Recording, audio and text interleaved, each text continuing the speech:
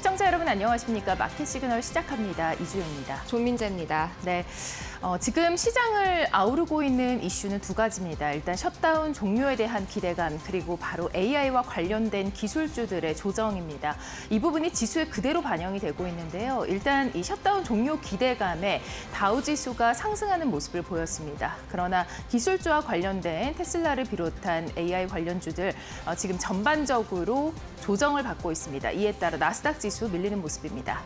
또 셧다운도 종료될 것이라는 그동안은 플러스 이 기대감이 주요 작용을 했지만 이 셧다운이 종료가 되더라도 그동안 공백을 발생시켰던 데이터가 공개가 되지 않을 수도 있다는 우려감이 밤사이 백악관의 새로운 발표와 함께 추가가 됐습니다. 과연 어떤 일들이 있었는지 잠시 후에 자세하게 보도록 하겠고요. 오늘도 마켓 시그널 본격적으로 출발합니다.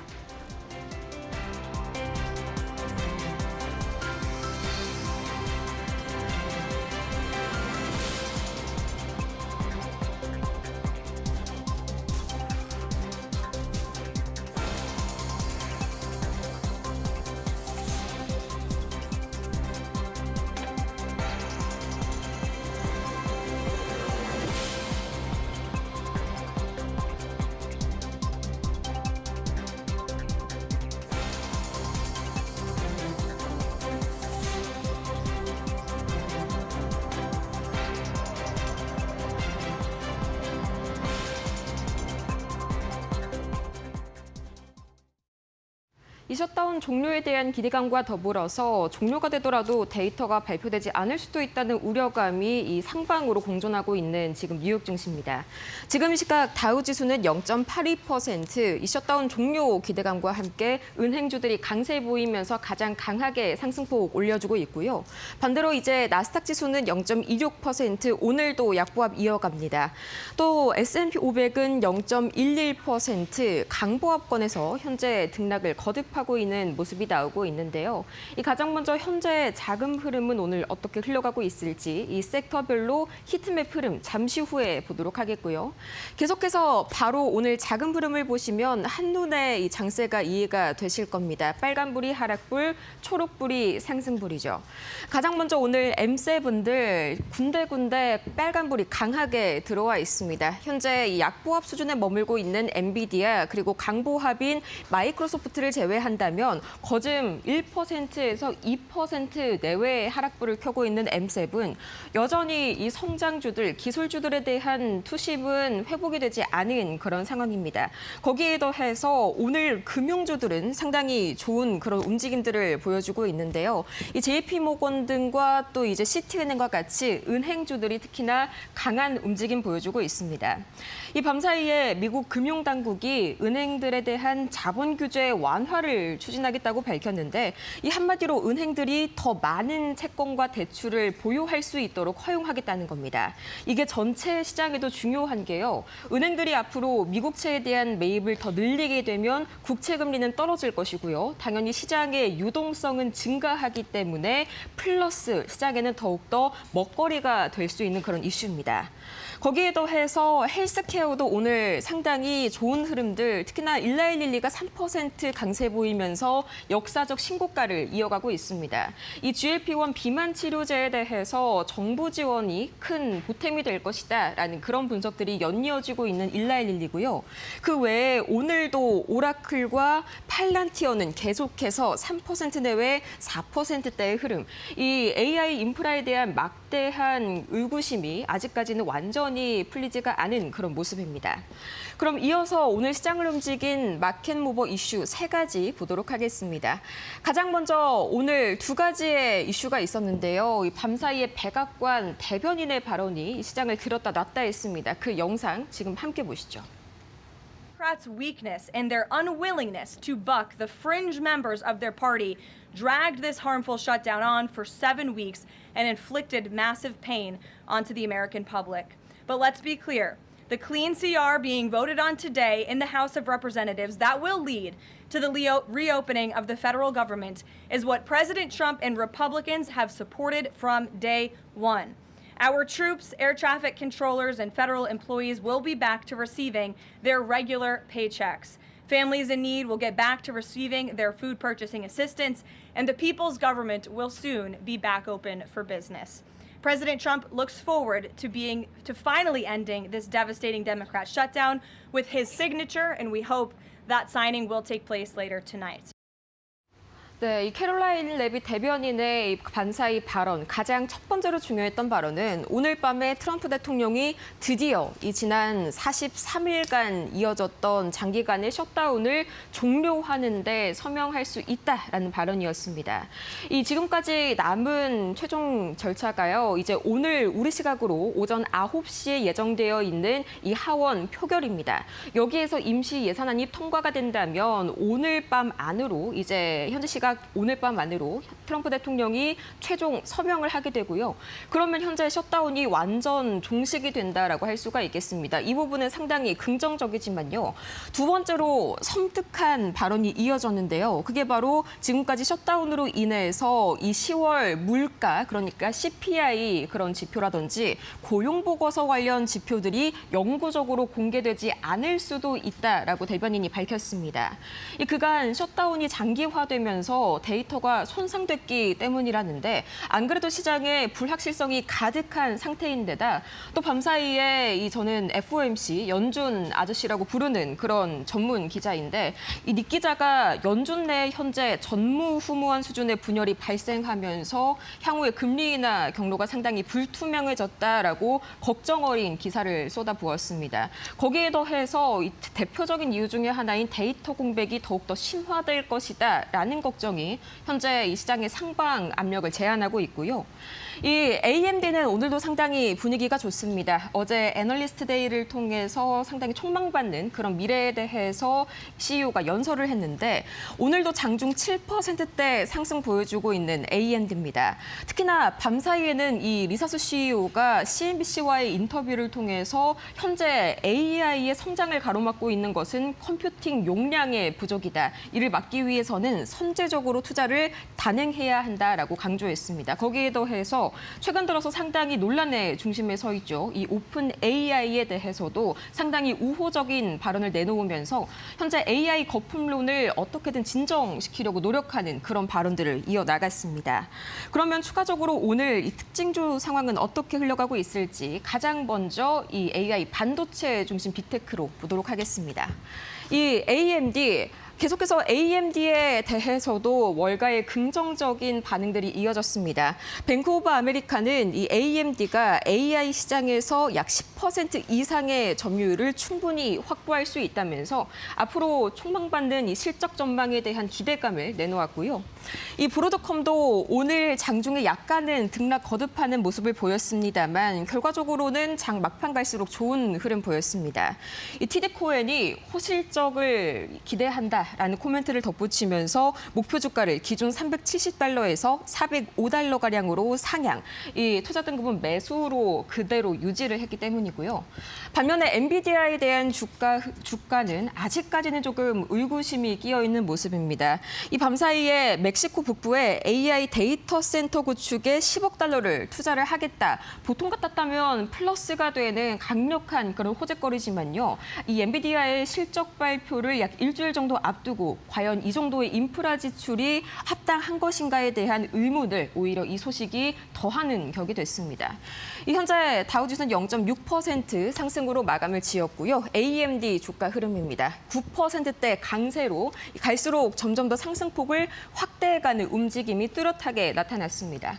이어서 브로드컴 보도록 하겠습니다. 브로드컴 역시 오늘 계속해서 등락을 거듭했지만 결과적으로는 약 1%대에 달하는 강세 시현했고요.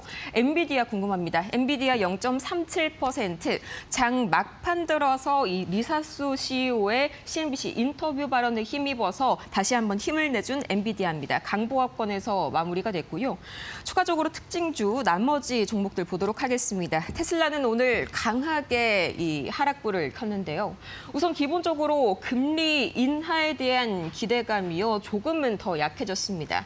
지금 이 시각 기준으로 패드워치 툴에 따르면 12월 6월 금리 동결 가능성이 약 35% 정도, 절대 무시하지 못할 정도의 수준이 됐는데 데이터 공백에 대한 그런 이유가 굉장히 이 금리 인하를 어렵게 만들고 있는 상황입니다.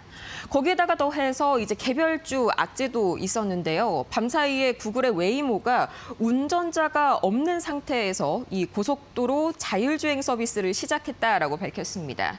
이 미국 로보택시 업체 중에서는 최초인데 이 정도라면 현재 사람이 타고 있는 유인 택시 서비스와 본격적으로 경쟁을 시작할 수 있다라는 점에서 이 테슬라의 경종을 울리는 소식이 전해졌습니다. 이 때문에 강한 낙폭 기록한 테슬라고요. 메타도 오늘 좋지 못한 흐름을 보였습니다. 마찬가지로 오늘 막대한 지출을 한 번 더 단행을 하겠다 이런 소식을 밝혔는데 미국 위스콘신주에 10억 달러 규모의 데이터 센터를 건설하겠다라고 밝혔습니다. 하지만 지금 현재 M7 중에서 시장의 우려감을 가장 많이 사고 있는 과연 이렇게 막대한 지출을 수익으로 바꿀 수 있을까 하는 눈초리를 가장 많이 받고 있는 종목이 이 메타죠. 이 때문에 오히려 이 역시 불안감을 높이는 그런 뉴스로 작용이 됐고요. 추가적으로 구글도 오늘 약간의 등락세 보였습니다만 결과적으로는 강하게 하락불로 마무리를 지었습니다. 이 유럽연합이 계속해서 구글 쪽에 이제 발목을 잡는 그런 모습들이 나오고 있는데 이 뉴스 매체 순위를 인위적으로 이 조작한 혐의를 두고 조사에 착수했다라는 그런 소식이 전해졌습니다. 이제 구글이 검색 결과를 두고 상대적으로 자신에게 불리한 뉴스 매체를 후순위에 위치하게 했다라는 혐의입니다. 현재 주가 흐름 보도록 할 텐데요. 테슬라는 2% 하락세로 마무리를 지었고요. 추가적으로 보도록 하겠습니다. 이어서 다음 메타 주가입니다. 2.8% 예전 같았다면 주가에 상당히 상방압력이 됐었던 이 대규모 투자 소식이 오히려 이번에는 악재가 되어가는 그런 움직임입니다. 이어서 구글 보도록 하겠습니다. 구글도 일정 거의 5% 가까이 하락하면서 마무리 지었고요. 네, 계속해서 구글도 다시 한번 하락폭을 끝내 만회하지 못한 상태에서 마무리를 지었습니다. 나머지 추가적으로 특징주 3가지 더 준비를 해봤는데요. 아마존도 오늘 상당히 부진한 흐름을 보였습니다. 이제 미국의 시민단체 연합이 연말 쇼핑 시즌을 앞두고 아마존과 홈디포 그리고 타겟과 같은 이런 유통업체들에 대해서 대규모 이 보이콧, 사지 말자라는 캠페인을 선언했기 때문인데요. We ain't buying. 캠페인입니다. 우리는 아무것도 사지 않을 것이다. 그동안 미국 트럼프 행정부의 DEI, 그러니까 다양성, 형평성, 포용 관련 프로그램을 행정부의 지시에 따라서 축소하거나 없앤 이 유통업체들에 대한 복수다라고 생각을 하시면 되겠고요.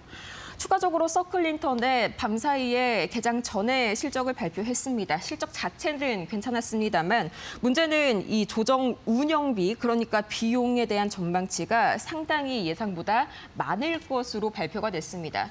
이 때문에 다시 한번 비용 우려감이 커지면서 서클린턴은 마이너스를 기록했고요. 오클론은 반대로 플러스 상당히 좋은 움직임을 보였습니다. 이 미국 아이다호 국립연구소와 함께 협력해서 이 더욱더 앞으로의 투자를 확대할 것이다라고 밝힌 점이 긍정적인 요소가 됐습니다. 그럼 이 3가지의 주가 현재 흐름 확인해 보도록 하겠습니다. 가장 먼저 아마존입니다. 정규장에서 거의 마찬가지로 2%에 가까운 낙폭 기록했고요. 이어서 서클 인터넷입니다. 이 서클 인터넷의 부진은 비단 서클 단독에만 있지는 않죠. 정규장에서 12% 하락했고요. 현재 이 비트코인 가격이 워낙 급락한 점도 상당한 영향을 미쳤습니다. 최근에 이 비트코인과 이더리움 관련 플랫폼들에서 대거 해킹 사태가 발생하면서 더더욱 투심을 악화시키고 있습니다. 추가적으로 마지막 오클로 주가 흐름 보도록 할 텐데요. 정규장에서 6%대 강세로 무난한 이 플러스 마무리를 지었습니다. 그러면 이어서 밤사이에 이 매크로 지표 흐름들은 어떻게 흘러갔을지 가장 먼저 국제유가 보도록 하겠습니다. WTI는 4%가량 큰 폭으로 주저앉았습니다. 배럴당 58달러 선 초반까지 지금 내려온 상황인데 밤사이에 미국 에너지부가 2026년, 그러니까 내년까지 글로벌 석유 생산량이 수요를 초과하면서 이 내년까지 유가가 배럴당 55달러 선까지 하락할 것이다 라면서 예상을 했습니다. 이 원래대로라면 오히려 공급이 부족했을 것이다라고 추측이 되는데 사실상 지금까지 3분기간의 공급도 플러스 잉여를 기록한 것으로 나타나게 되면서 유가 큰 폭으로 주저앉습니다. 원달러 환율은 어제 장중에서 1,470원을 터치를 했었죠. 지금은 살짝 오히려 주저앉은 그런 모습입니다. 여전히 1,468원대 굉장히 고점 수준에 머무르고 있는 원달러 환율인데 밤사이에 달러 인덱스가 상당히 강세를 보인 영향이 큽니다. 지금 시각으로 99.5선을 다시 한번 육박하고 있는 달러 인덱스. 우선은 셧다운 해제 이후에 미국의 소비가 늘어날 것이란 기대감이 달러 강세를 부추기고 있고요. 또 추가적으로 일본 다카이치 내각의 재정 확대 정책이 엔화 약세를 부추기면서 달러를 더욱더 상방으로 끌어올리고 있습니다. 이 때문에 우리 원화가 상대적으로 약세를 보이고 있는 현재 상황이고요. 비트코인은 여전히 해킹에 대한 우려감들이 공존하게 되면서 1.47% 하락합니다. 12월 금리 인하 기대감이 여전히 높아지지 않고 있다는 점도 이 경계감을 확대시키고 있고요. 반대로 금 가격은 밤사이에도 2% 상승하면서 온스당 4,200달러 다시 한번 돌파하는 모습입니다. 추가적으로 미국채 10년물과 미국채 2년물도 이 동반 하락하는 흐름을 계속해서 이어가고 있습니다. 그럼 과연 이 3대 지수는 어떻게 마무리를 지었을지 종가 바로 보도록 하겠습니다. 현재 우선 다우지수입니다. 0.68%. 역시나 이 금리 인하에 대한 기대감과 더불어서 이 은행주들 그리고 헬스케어주들의 강세 덕분에 오늘 가장 강하게 0.68% 상승으로 마무리를 지었고요. 이 S&P 500은 굉장히 강보합 수준에 머물러 있습니다. 거의 변동이 없다고 볼 수가 있겠죠. 이 나스닥은 약보합권에 머물고 있는데 0.26% 하락하고 있습니다. 이 M7 종목들의 약세와 더불어서 아직까지는 AI 시장 전반에 드리워진 이 거품론에 대한 의구심이 나스닥을 여전히 이 상방 압력을 제한하고 있는 그런 모습입니다. 지금까지 밤사이 뉴욕 증시 상황 보고 왔습니다.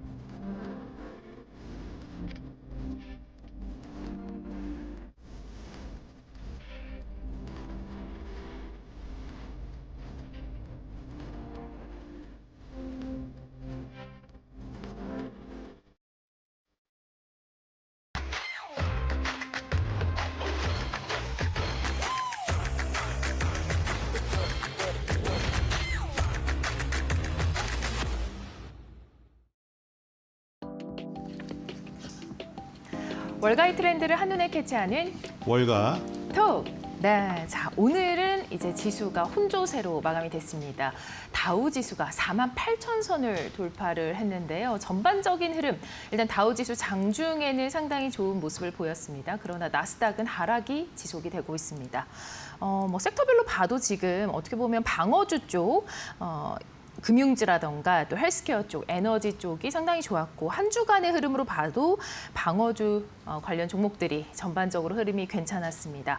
IT 관련 종목들이 계속해서 부진한 모습을 띠고 있다는 점이 아무래도 우리가 계속해서 눈여겨보고 있는 점인데 위원님은 이제 간밤에 뉴욕 증시에서는 어떤 점에 좀 주목을 하셨나요? 네, 제가 좋아하는 종목들 저는 이제 제약주나 뭐 이런 것들을 좋아하니까요. 그런 종목들이 지금 다들 강세를 보이면서 다우존스가 사상 최고가를 갔습니다. 지금 거기에 코카콜라, 뭐 P&G, 홈디포, 유나이티드 헬스 이런 거 들어있거든요. 캐터필러, 아메리칸 익스프레스 카드. 여기 다우에서도 당연히 엔비디아가 시가총액 1위죠. 네. 근데 엔비디아가 시가총액 1위긴 하지만 다우존스는 한 주당 가격이 높은 거에다가 점수를 많이 주는 가격 가중 방식이기 때문에 예를 들어 유나이티드 헬스 그룹이 어제 급등했거든요. 예. 3.55%. 한 주당 가격이 가까이. 339.09달러입니다. 예. 근데 엔비디아가 시가총액은 1위지만 193.80달러죠. 네. 그러니까 여기서 영향력은 유나이티드 헬스가 더 있는 겁니다. 네. 그래서 지금 이런 것 때문에 지금 그 나스닥이랑 필라델피아 반도체 지수랑 다우랑 이렇게 굉장히 현격한 어떤 지수의 차이가 나는 것이죠. 예를 들어 JP모건 체이스도 한 주당 가격이 320.51달러입니다. 그러니까 지금 한 주당 가격이 높은 것들은 다 금융주, 네. 제약주에 몰려 있습니다. 네. 그래서 지금 매그니피센트 7의 종목 중에서 엔비디아, 애플, 마이크로소프트, 아마존 시가총액 1위부터 4위까지가 전부 다우존스 30에 들어있음에도 불구하고 나스닥과 궤를 같이 하지 않고 있는 거예요. 지금 뭐 다우존스가 그동안 뭐 보수적인 걸 버리고 전향적으로 이렇게 받아들였음에도 불구하고 그 지수의 성격상, 산정 방식의 성격상 그걸로도 지금 저기 성격을 완전 특징을 바꾸지 못한 것이죠.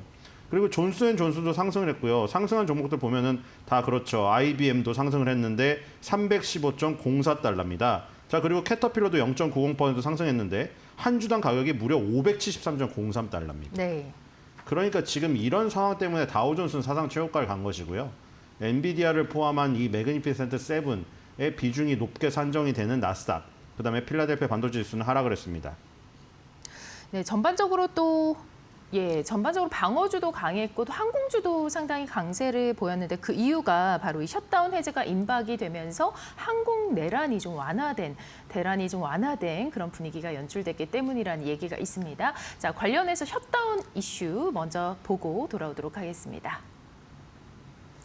미국 연방정부 셧다운 사태가 43일 만에 종료될 가능성이 커졌습니다. 하원은 현지 시간 12일 오후 5시 상원을 통과한 임시 예산안 처리 절차 표결을 시작했는데요. 이어서 저녁 7시 우리 시간으로 13일 오전 9시부터 최종 표결이 진행될 예정입니다.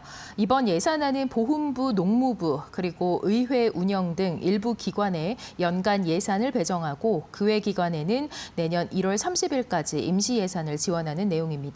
또 셧다운으로 해고된 공무원의 복귀 보장과 오바마케어 세액공제 연장 표결 추진 조항도 포함됐습니다. 상원은 이미 지난 10일 찬성 60표로 예산안을 통과시켰으며 하원에서도 공화당 다수로 인해 무난한 가결이 예상되고 있습니다. 합의안이 통과되면 트럼프 대통령이 즉시 서명해 이번 조치로 역대 최장 셧다운 43일 만에 공식 종료될 전망이 나오고 있습니다. 네, 셧다운 지금 상당히 해제가 코앞에 놓여 있다 이렇게 보여집니다. 전반적으로 트럼프 대통령이 또 이날 밤 그러니까 오후 7시에 서명을 했으면 좋겠다 이런 발언도 또 내놓았죠. 네, 결국에 협박이 먹혔습니다. 그렇죠? 민주당 중도층 의원들 살살 긁어내서 우리 동물의 왕국 보면 그런 거 많이 나오지 않나요? 물소떼가 모여 있으면 사자도 함부로 다가가지 못하죠. 거기서 누구 공략하나요? 가장 약한 곳. 그렇죠. 새끼 물소 있는데 거기 공략하거든요. 이번에 결국 그게 결정타였죠. 민주당 의원들이 끝까지 단일 대우를 구성해서 반대했으면 셧다운이 더더욱 연장됐겠죠. 근데 그 8명을 꼬셨죠. 꼬시고 회유하고 협박을 했죠. 당신네들 주에 있는 그 소비자들 그리고 유권자들을 생각해라. 계속 이런 식으로 나가면 자신들의 표를 잃게 되겠다. 내년 11월 4일 중간선거를 앞두고 이렇기 때문에 8명이 이탈을 해버렸습니다. 중도층 성향을 가진 사람들을 집중 공략을 하였죠. 그리고 그 배경이 그거였죠. 결국 연말에 블랙 프라이데이라든가 소비 시즌을 앞두고 이렇게 계속해서 시간을 질질 끌다가 항공 마비되고 연말 못 즐기게 되면은 당신네들한테도 좋을 게 없다. 네. 그래서 어쨌든 간에 지금 상원에서 통과가 돼서 하원으로 넘어갔고요. 하원은 지금 통과가 그냥 할 수 있으면 할 수 있습니다, 지금. 왜냐하면 공화당이 이 과반 이상의 우위를 차지하고 있기 때문에 사람만 모으면 되거든요. 근데 이게 엄청나게 무슨 절차가 많아요. 그래서 지금 하원의 규칙위원회라는 또 위원회를 통과해야 되거든요. 네. 그래서 일단 거기서 8대4로 가결시켰습니다. 네. 그래서 거기서 8대4로 12명이 가결을 시킨 다음에 그걸 이제 하원 전원이 투표를 해야 되기 때문에 존슨 그 의장이 공화당이죠. 공화당 대표 존슨 의장이 지금 주변에 다 모여 있으라고 했다고 합니다. 언제든 투표할 수 있게. 그래서 지금 우리나라 시간으로는 오전 9시니까요. 한 3시간 남았네요. 네. 9시부터 최종 표결 진행할 예정이라고 지금 하는데 특별한 일이 없으면요. 이게 만약에 하원 통과하면 바로 트럼프는 즉시 서명할 준비가 되어 있는 것 같습니다. 그러니까 우리나라 시간으로 한 9시나 10시쯤에 빠르면 소식이 나오지 않을까 이런 생각이 듭니다. 어쨌든 간에 이런 소식이 나왔음에도 불구하고 캐롤라인 레빗 대변인은 나와서 이런 얘기를 했죠. 네. 이게 통과가 되더라도 이미 늦었다. 뭐가 늦었냐면은 지표는 발표되기 어려울 것이다.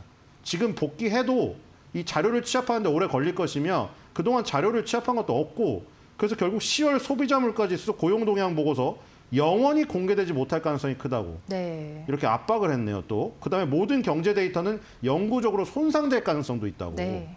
이런 식으로 하면서 뒤끝을 또 부리고 있습니다. 네. 지금 이렇게 늦게 통과가 됐기 때문에 이미 이 망친 경제 지표가 발표되지 못하는 거 이것은 어떻게 피할 수가 없다. 그것은 결국 민주당 의원들이 계속 질질 끌었기 때문에 오바마 케어 1년 연장 그거 가지고 그래서 또 책임론을 지금 계속해서 불지피고 있습니다. 네, 그리고 또 오바마 케어에 대해서도 지금 이제 굉장히 비판하는 그런 말을 했습니다. 망가진 제도다 이런 이야기도 또 내놓았죠. 네, 그걸 자꾸 이제 네. 트럼프는 그게 불법 이민자들 미국인이 아닌데 들어와가지고 계속 그걸 받아먹고 있다는 그 주장이에요. 트럼프는. 근데 그걸 왜 계속 민주당 의원들은 우리나라 미국 국적을 갖고 있으면서 왜 불법 이민자들에게 도움되는 짓을 하느냐. 그러니까 자신의 정책과 완전 반대되니까 그런 거죠. 자신은 이제 국경 차르를 내세워서 거기를 완전히 통제를 시키고, 그렇죠? 그다음에 이제 주 방위군까지 그 투입을 시켜가지고 노숙자로 지금 숨어 들어가 있는 불법 이민자를 다 색출하려고 지금 총까지 겨누고 있지 않습니까? 근데 이제 오바마 케어라는 게 오바마가 싫어서 그럴 수도 있어요. 네. 아시다시피 그 과거에 이 레퍼런스들이 많잖아요. 오바마가 트럼프를 자극해서 트럼프가 대선 후보 출마를 결단했다 뭐 이런 얘기도 있고요. 그래서 어쨌든 오바마 케어 이름 자체도 싫을 것이고 내용 자체도 자기가 추진하는 정책하고 지금 정반대이기 때문에 네. 완전히 비난을 하고 있고 이것 때문에 시간을 끌었기 때문에 지금 이렇게 엉망이 된 이 상황을 뭐 책임을 굳이 져야 된다면 민주당 의원들이 져야 된다. 이런 식으로 계속 얘기하고 있죠. 뭐 사인은 할 겁니다. 근데 사인은 네. 하겠지만 결국 책임론을 계속해서 얘기를 하겠죠. 그렇죠. 지금 그 책임론에 대해서 뭐 금액도 이야기를 했네요. 막 2,200조 원 손실을 입혔다라고 얘기하면서 민주당을 또 비난하는 그런 트럼프 대통령의 목소리도 전해지고 있습니다. 자, 셧다운에 대한 내용 살펴봤고요. 다음으로 이어가도록 하겠습니다. 다음은 또 AMD와 관련된 소식입니다.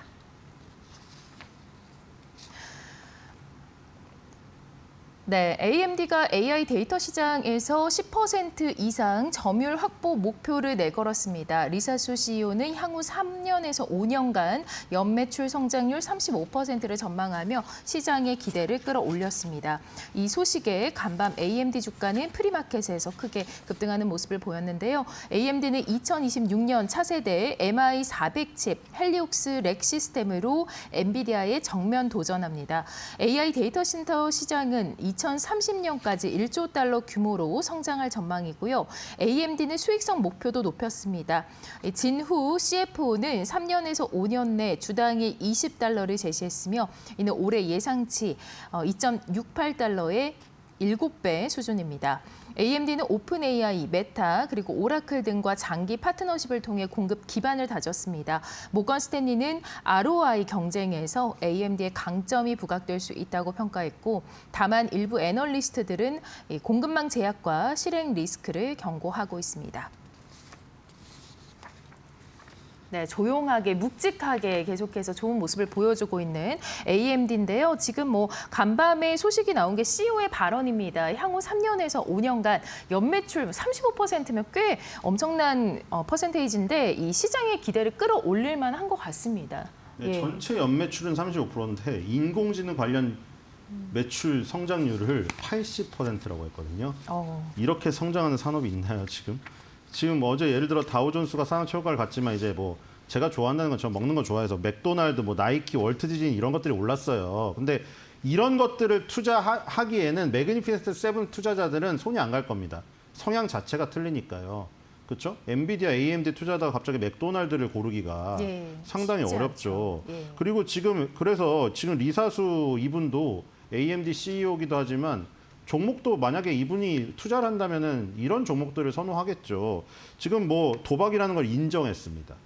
왜 인정했냐? 보세요. 올바른 도박이다. 큰 도박이라고 생각하지 않는다. 그러니까 작은 도박이라는 건 인정한 거잖아요. 맞죠? 네. 지금 AMD에 대한 투자라든가 인공지능의 투자를 도박이라고 인정하셨습니다. 리사수 언니께서. 그럼 왜 다 언니라고 부르잖아요. 돈나무 캐시우드는 돈나무 언니, 리사수는 리사수 언니라고 부르는데 그냥 예칭이죠. 그래서 리사수가 큰 도박이라고는 생각하지 않고 이건 올바른 도박이다. 우리한테 투자하는 것은. 그러니까 도박이라는 건 약간 인정한 것은 이런 업종에 가공할 만한 성장률이죠. 데이터 센터 성장률이 연평균 80%에 달할 것이다. 그러니까 이게 사실 80%에 달하는 거는 우리가 예를 들어 맥도날드나 월트 디즈니는 안정적이에요. 하지만 연평균 80%의 성장을 맥도날드나 이 월트 디즈니나 나이키에서 구가하기는 힘들단 말이에요. 그러니까 거기에 만족하지 못하는 사람들은 약간 돈을 좀 확률이 낮지만 높은 성장률을 걸어야 되는데 네. 그런 안에서 합법적인 틀에서 우리가 가져올 수 있는 수익률이다, 리턴이다, 뭐 이런 얘기를 한 거예요. 어쨌든 간에 지금 데이터 센터 쪽이 80%라고 하니까 AMD의 전체 성장을 완전 하드캐리하는 것이죠. 결국에는 지금 AMD가 오라클의 선택도 받았고 오픈 AI도 협업을 하고 있고 지금 이게 노리고 있는 게 엔비디아를 넘어서는 거를 꿈꾸고 있는 게 아닌가 이런 생각이 듭니다. 네. 인텔이 부활을 꿈꾸고 있지만 인텔은 보니까 지금 자중질환에 빠져 있더라고요. 조금 이제 해보려고 하니까 핵심 인력들이 지금 다른 데로 다 가고 있더라고요. 그래서 그게 지금 인텔이 그게 어려운 점이고 결국에는 AMD와 엔비디아의 싸움으로 네. 이 그냥 자리 잡을 것 같아요. 향후 몇 년간은. 그래서 지금 뭐 그런 얘기도 했다고 하죠. 지금 현재 하이퍼스케일러 그러니까 뭐 메타나 아마존이나 뭐 구글이나 이렇게 엄청나게 큰 규모의 데이터 센터를 그 확충하는 요 기업들을 얘기하는 것이겠죠. 네. 그다음에 AI 네이티브 이거는 자기랑 그 맺은 오픈 AI라는 이런 지금 회사들을 말하는 거고 소버린이 또 나왔습니다. 우리 지금 소버린을 하고 있죠.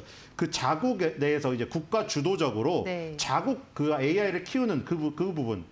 요런 기회들을 자기는 다 AMD가 모두 다 확보하고 있다. 예. 그러니까 지금 수요처가 너무 많은 거죠. 수요처가 크게 이렇게 세 개로 나눴어요. 네. 하이퍼스케일러도 있고 AI 네이티브도 있고 소버린도 있고 이 기회를 모두 AMD 그다음에 또 한 명의 엔비디아 이 두 개가 양분하겠다. 이 얘기예요. 결국 대만계가 이쪽을 다 점령할 것 같습니다. 네. 젠슨왕이랑 리사수가.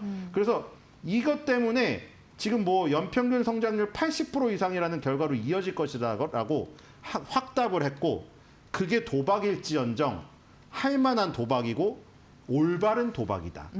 이렇게 표현을 하면서 투자자들 그리고 애널리스트들에게 인상을 확 심어줬네요. 네, 뭐 그에 따라서 주가가 반응을 했죠. 시장에서도 크게 급등하는 혼자 모습을. 급등했죠. 예, 맞아요. 지금 간밤에는 상당히 AI 관련 기술주도 정말 안 좋았는데 여기서 AMD가 독보적으로 또 올라가는 모습이 나타났습니다. 또 같은 결로 이 멜리우스 리서치에서도 AMD 목표 주가 지금 $380까지 상향하는 리포트가 나왔거든요.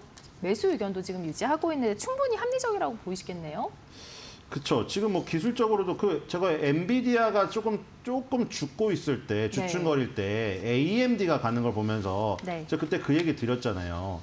이 말한 이 상황이 지금 똑같이 지금 진행이 되고 있어요. 제가 그때 이 엔비디아가 주춤거린다고 엔비디아 투자자분들이 엔비디아를 이익 실현하거나 아니면은 뭐 조금 비중을 줄인 다음에 맥도날드나 나이키로 가기는 어려울 것이다. 맥도날드, 나이키가 오르더라도 네. 지금 그 상황이 펼쳐졌잖아요. 그러면 이제 그 안에서 움직일 건데 스위칭을. 그럼 AMD가 지금 이제 신고가를 돌파했으니까 AMD가 엔비디아가 주춤거리는 그 텀을 타가지고 메꿔줄 거라고 지금 예상을 했었잖아요. 네. 지금 그 모든 상황이 똑같이 펼쳐졌잖아요. 지금.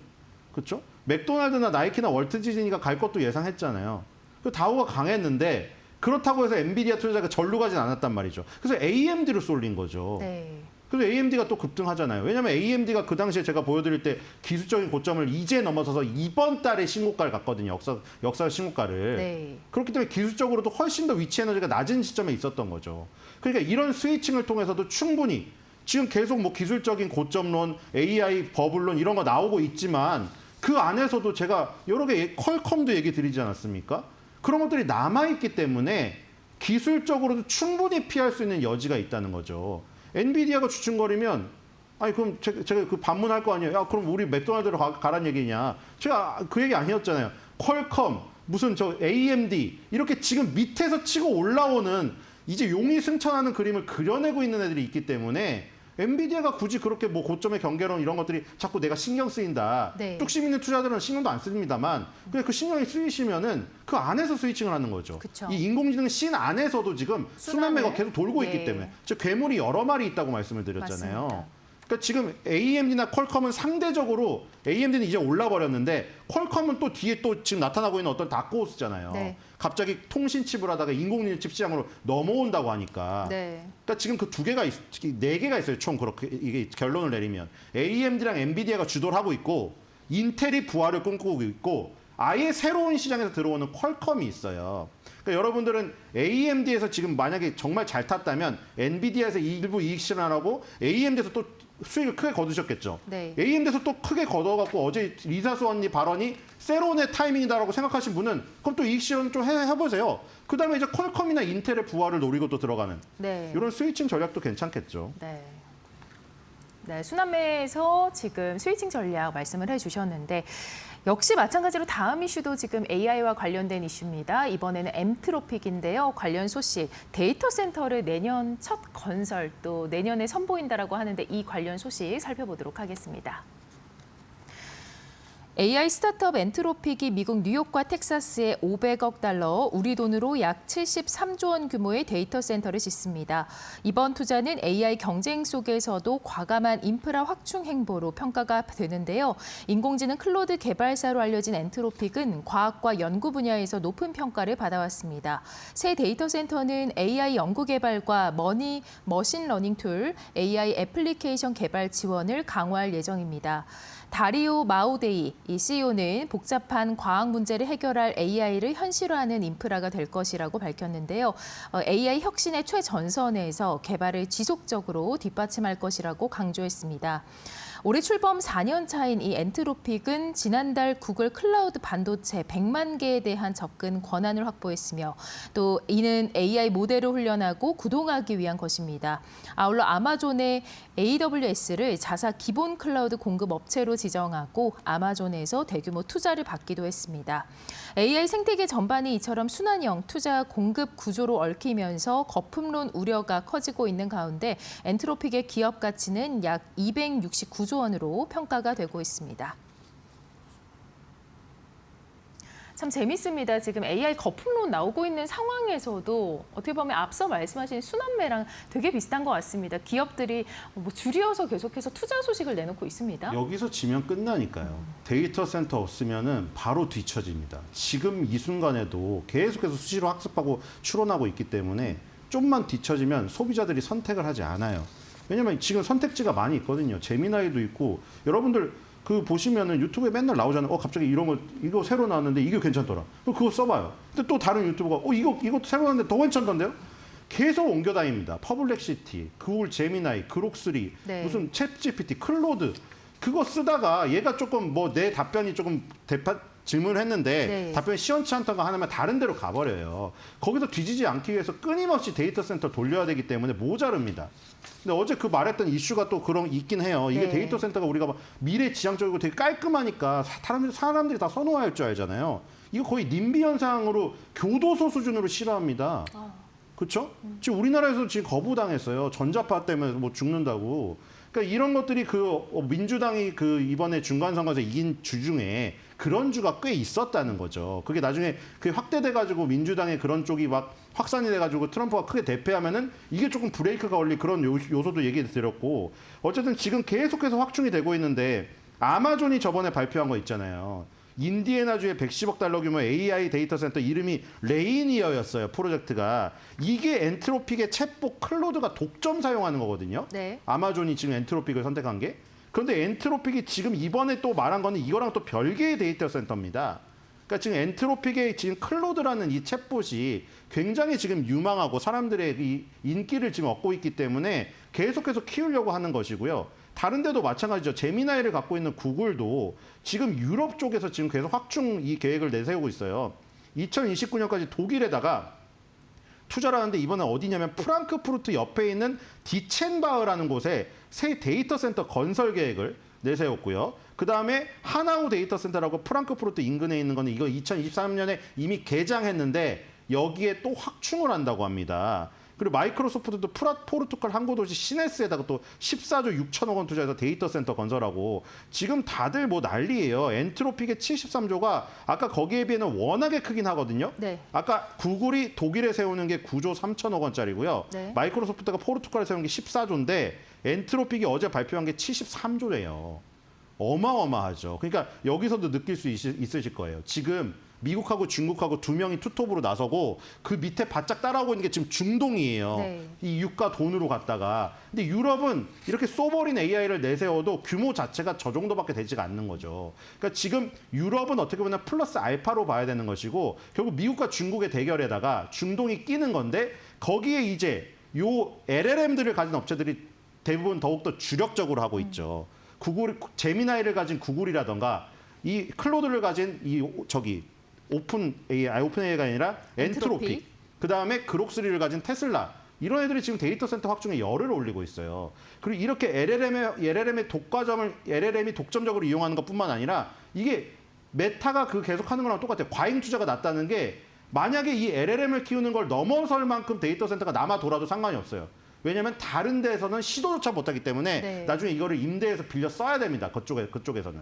그럼 이제 땅 장사를 할 수가 있는 거죠. 아까 말했듯이 그거예요. 맥도날드 이야기를 또 비유할 수가 있는데 맥도날드가 지금 주요 땅을 다 먹었거든요. 걔는 부동산 가치로 먹고 살고 있어요. 햄버거로 먹고 사는 게 아니라. 지금 이것도 똑같아요. 아까 말한 대로 님비 현상 때문에 거부를 많이 한다고 했잖아요. 거부를 하기 때문에 지금 세워진 거 이외에 나중에 땅을 찾으려면 어려워질 가능성이 있어요. 이제.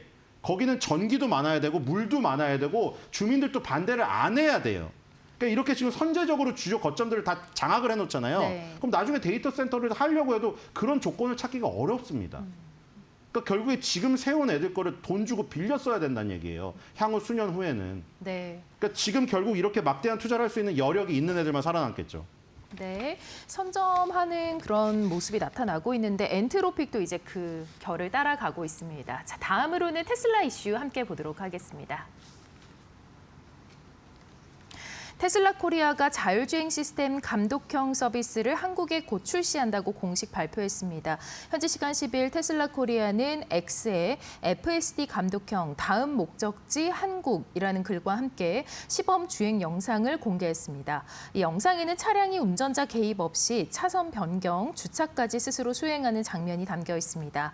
감독형 FSD는 운전자가 주의를 해야 하는 반자율주행 시스템으로 테슬라는 이를 미국에 이어서 유럽, 중국, 일본으로 확대하고 있습니다. 한국 도입은 미국산 모델부터 적용될 가능성이 높습니다. 테슬라 국내 판매량은 올해 1월부터 10월까지 4만 8천 대로 작년 대비 92.8% 급증했고 수입차 시장 점유율 3위를 기록했습니다. 하지만 중국 내 판매량은 급락했는데요. 10월 판매량은 2만 6천 대로 전년 대비 35.8% 감소하면서 3년 만에 최저치를 기록했습니다. 중국 시장 부진과 글로벌 경쟁 심화 속에서 FSD 해외 확장이 돌파구로 주목받고 있습니다. 네, 지금 뭐 자율주행 시스템 우리나라에 도입이 된다라고 하니까 많은 분들이 지금 기대를 하고 계신 것 같습니다. 이 한국 출시 결정 배경에는 또 규제 변화가 자리를 하고 있다는 얘기도 있네요. 근데 이거 뭐 AMD처럼 돈 대고 주식에 상승에 도움되는 소식은 아니네요. 네, 지금 네. FSD가 당장 이게 팔려서 돈이 된다는 소식이 아니기 때문에 네. 그냥 기술적인 어떤 발전에 관련된 얘기예요. 근데 어쨌든 간에 지금 이게 뭐 우리나라가 뭐 바로 이게 개정이 될 수 있을까 싶습니다. 일단은 현행 도로교통법이 자율주행 기술, 네. 이 운전자 보조 수준인 레벨 2까지만 허용되고 있다고 합니다. 그러니까 지금 현재 FSD, 테슬라의 FSD는 이미 레벨 3 이상의 기술력을 갖춘 것으로 평가받고 있는데 네. 아직도 규제는 레벨 2까지밖에 안 되고 있는 것이죠. 그러니까 결국에는 레벨 4 이상의 이 지금 뭐 FSD의 그 진화된 모델이 들어온다고 한들 지금 이 규제가 바뀌지 않으면 시행이 되지 못하는 상황이죠. 그래서 뭐 이재명 대통령이 그런 얘기를 했다고 합니다. 전향적으로 해서 뭐 레벨 4 이상이 뭐 시범으로라도 어디서 뭐 일부 지역에서라도 되게 해보겠다. 그 얘기를 이제 뭐 믿고 이제 들어오려고 하고 있는 것 같은데 어쨌든 지금 우리가 진짜 꿈꾸는 FSD의 진화된 모델은 당분간 보기는 힘들지 않을까. 지금 미국에서도 결국에는 운전대를 만들었죠. 네. 원래 우리가 그 꿈꾸는 미래의 그 FSD 자동차는 운전대 자체가 사라져야지만 되잖아요. 근데 여러 가지 사고가 일어나고 이런 것 때문에 빨리 안 되고 있는 지금 상황인 것 같습니다. 네. 어쨌든 간에 FSD 감독형이 그 출시가 된다고 하니 그러니까 조금 이게 절충형 모델이에요. 감독형이란 건 감독이 있어야 되니까 예. 사실은 우리가 완전 자율주행은 정의가 이거거든요. 인간의 뇌가 없는 단계가 네. 완전 자율주행이에요. 네, 그게 비감독형인가 봐요. 맞아요. 그 네. 인간의 뇌가 없고 그러니까 핸들이 없는 거죠. 인간의 뇌가 없다는 건 아예 인간이 그 참여를 하지 않는다는 거죠. 그러니까 핸들도 필요 없고 인간은 뭐 하냐? 이 좌석이 뒤로 갈 수가 있는 거죠. 네. 원탁에서 막 포카 게임하고 이런 거예요. 앞에는 모니터가 설치돼서 영화 보고. 근데 그런 거는 이제 지금 규제 때문에 가기가 힘든 것 같고 네. 지금 FSD 감독형은 운전자 개입을 전제로 하는 자율주행입니다. 그러니까 우리가 그냥 꿈꾸는 자율주행하고는 좀 거리가 멀죠.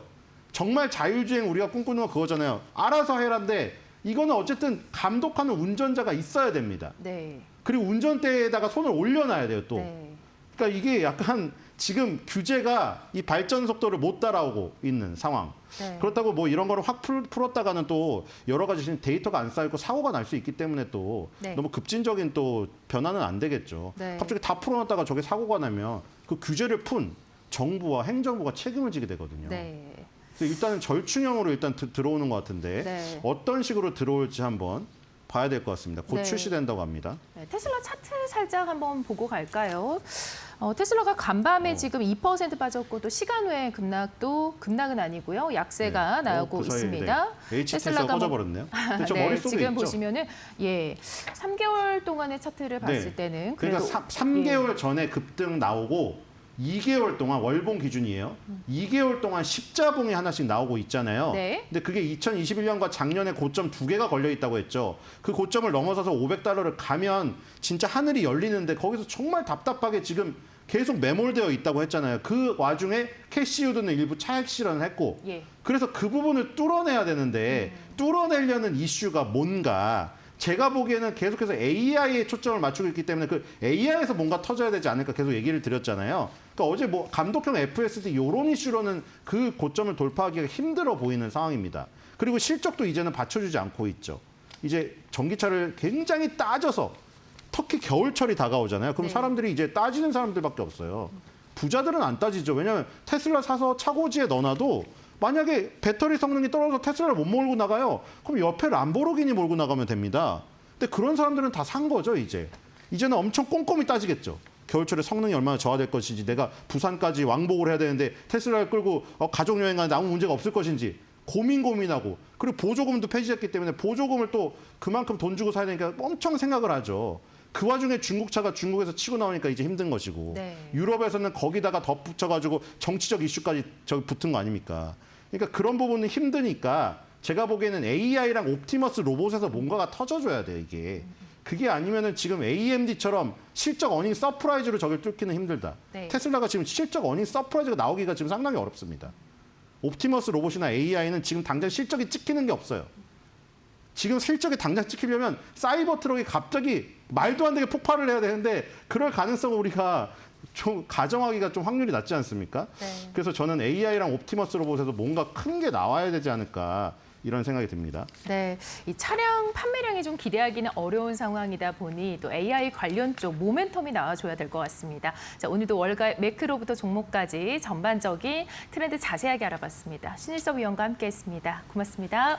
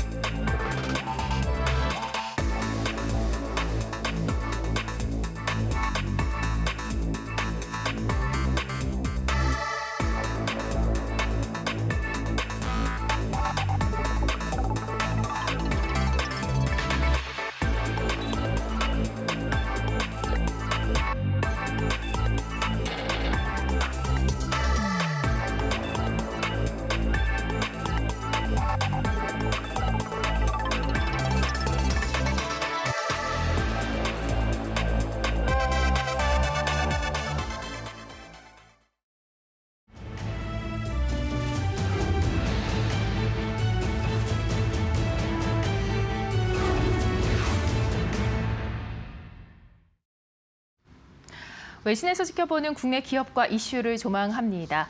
오늘도 숨겨져 있는 투자 정보 드리는 히든글로벌 시간 조우진 타키온 대표와 함께하겠습니다. 어서 오세요. 예, 안녕하세요. 자, 오늘도 여러 이슈를 준비했는데요. 먼저 첫 번째 헤드라인 함께 보시죠. 네, 디지타임즈 아시아의 보도인데요. SK 하이닉스 보도입니다. 범용 디램 이익률 70%를 돌파할 전망이다라는 내용인데요. 관련 이슈 보도록 하겠습니다. 자, AI 수요가 몰리면서 HBM 생산에 집중을 하고 있고 이 수요가 몰리며 공급이 부족하게 되며 가격이 급등했다라는 소식입니다. 지금 구체적으로는 SK 하이닉스 영업이익률이 70%를 돌파할 전망이라는 얘기가 나오고 있네요.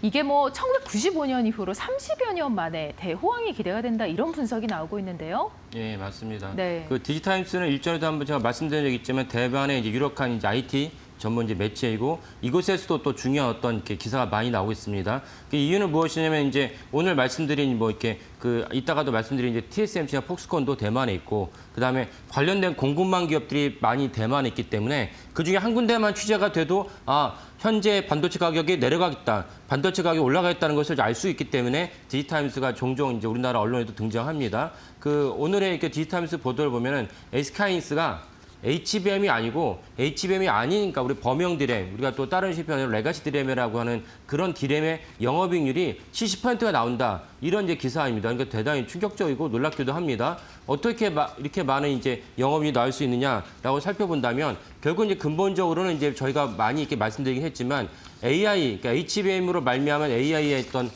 혁명이 일반 어떤 시장에도 영향을 끼치면서 예를 들면 뭐 PC라든지 또 서버도 사실은 뭐 초고속 서버, 엔비디아로 되면 초고속 서버도 있지만은 일반 서버도 있고 왜냐면 우리가 이제 실질적으로 인터넷을 할 때 원래 이제 생성형 AI 나오기 전에도 이제 인터넷 쓰지 않았습니까? 그럴 때는 이제 일반 서버인데 일반 서버에도 메모리가 들어가야 되고 이렇게 하다 보니까 점점 해당 그 부품들이 디램이 이제 필요한 점이 많아졌고 그래서 결국 수요가 공급을 앞지르면서 이제 결국 디램의 가격이 올라가고 있다. 그래서 일반 범용 디램조차도 내년에 SK하이닉스 영업이익률이 70% 육박할 것이다라는 이제 보도입니다. 네.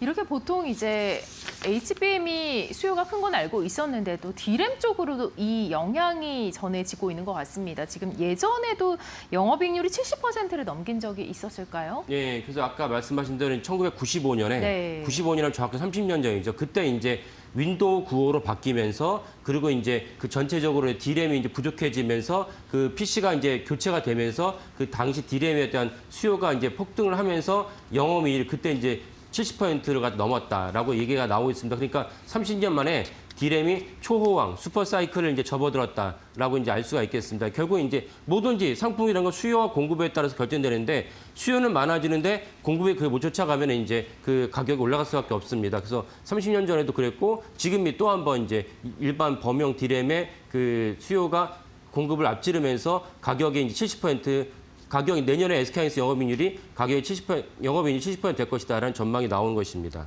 네. 뭐 호황기가 온다 이런 부분 상당히 기분 좋은 소식일 것 같은데 SK 하이닉스 입장은 어떻게 되나요? 예, SK하이닉스 이런 거 개별적 입장에 대해서 정확하게 발표하지 않습니다. 다만 이제 얼마 전에 3분기 컨퍼런스 콜이 있었는데 그때 뭐라고 얘기했냐면 사실은 이제 HBM 말고도 다른 어떤 범용 디램 역시 내년에 그 완판됐다. 그 완판됐다는 거는 그 정도로 이제 여전히 수요가 강하기 때문에 공급자가 이 정도 물량밖에 없으니까 이렇게 사가려면 사가시고 계약을 하면 계약하세요 이렇게 했는데 완판됐다고 발표했습니다. 그러니까 그전에는 계약이 어떻게 되냐면 한 달 단위, 분기 단위로 계약을 합니다. 왜냐하면 그 공급 수요자 입장에서도 가격이 떨어질 수도 있기 때문에 그리고 현재보다 가격이 더 올라갈지 안 할지 장담 못하기 때문에 안정적으로 한 달이나 분기별로 계약을 체결하는데 이번에는 1년치 전체를 완판했다는 것은 그만큼 수요자 입장에서 고객 입장에서는 지금보다 가격이 더 올라가면 올라갈지 떨어지지 않을 것이다. 그러니까 차라리 지금 모든 물량 나한테 주시오. 왜냐하면 물량이 없으면 사실은 또 부품이 없으면 제품이 정상적으로 돌아가지 않기 때문에 그래서 완판을 했다. 이렇게 SK하이닉스 컨퍼런스 콜에서 이렇게 얘기했습니다. 이것이 사실은 오늘의 어떤 내년에 범용 디램 영업이익률 70%의 근간이 될 수 있다라고 볼 수 있겠습니다. 네, 앞서서 HBM이 범용 디램의 상승을 촉발했다 이렇게 말씀을 해주셨는데 좀 그 구조가 궁금합니다. 예. 예. 그 구조라는 건 결국 이제 HBM인 그 많은 분들 이제는 아시겠지만은 디램을 갖다가 8장을 쌓아서 8장 붙인 다음에 이제 HBM을 내놨습니다. 그것이 더 많은 메모리를 필요하다 보니까 지금 12장으로 넘어갔고 HBM4는 이제 HBM3는 이제 그 디램 그 하나에다가 1024개 구멍을 뚫어서 데이터를 다 주고받는데 HBM4는 거의 2배, 그러니까 2026을 갖다 뚫어서 이제 데이터를 주고받습니다.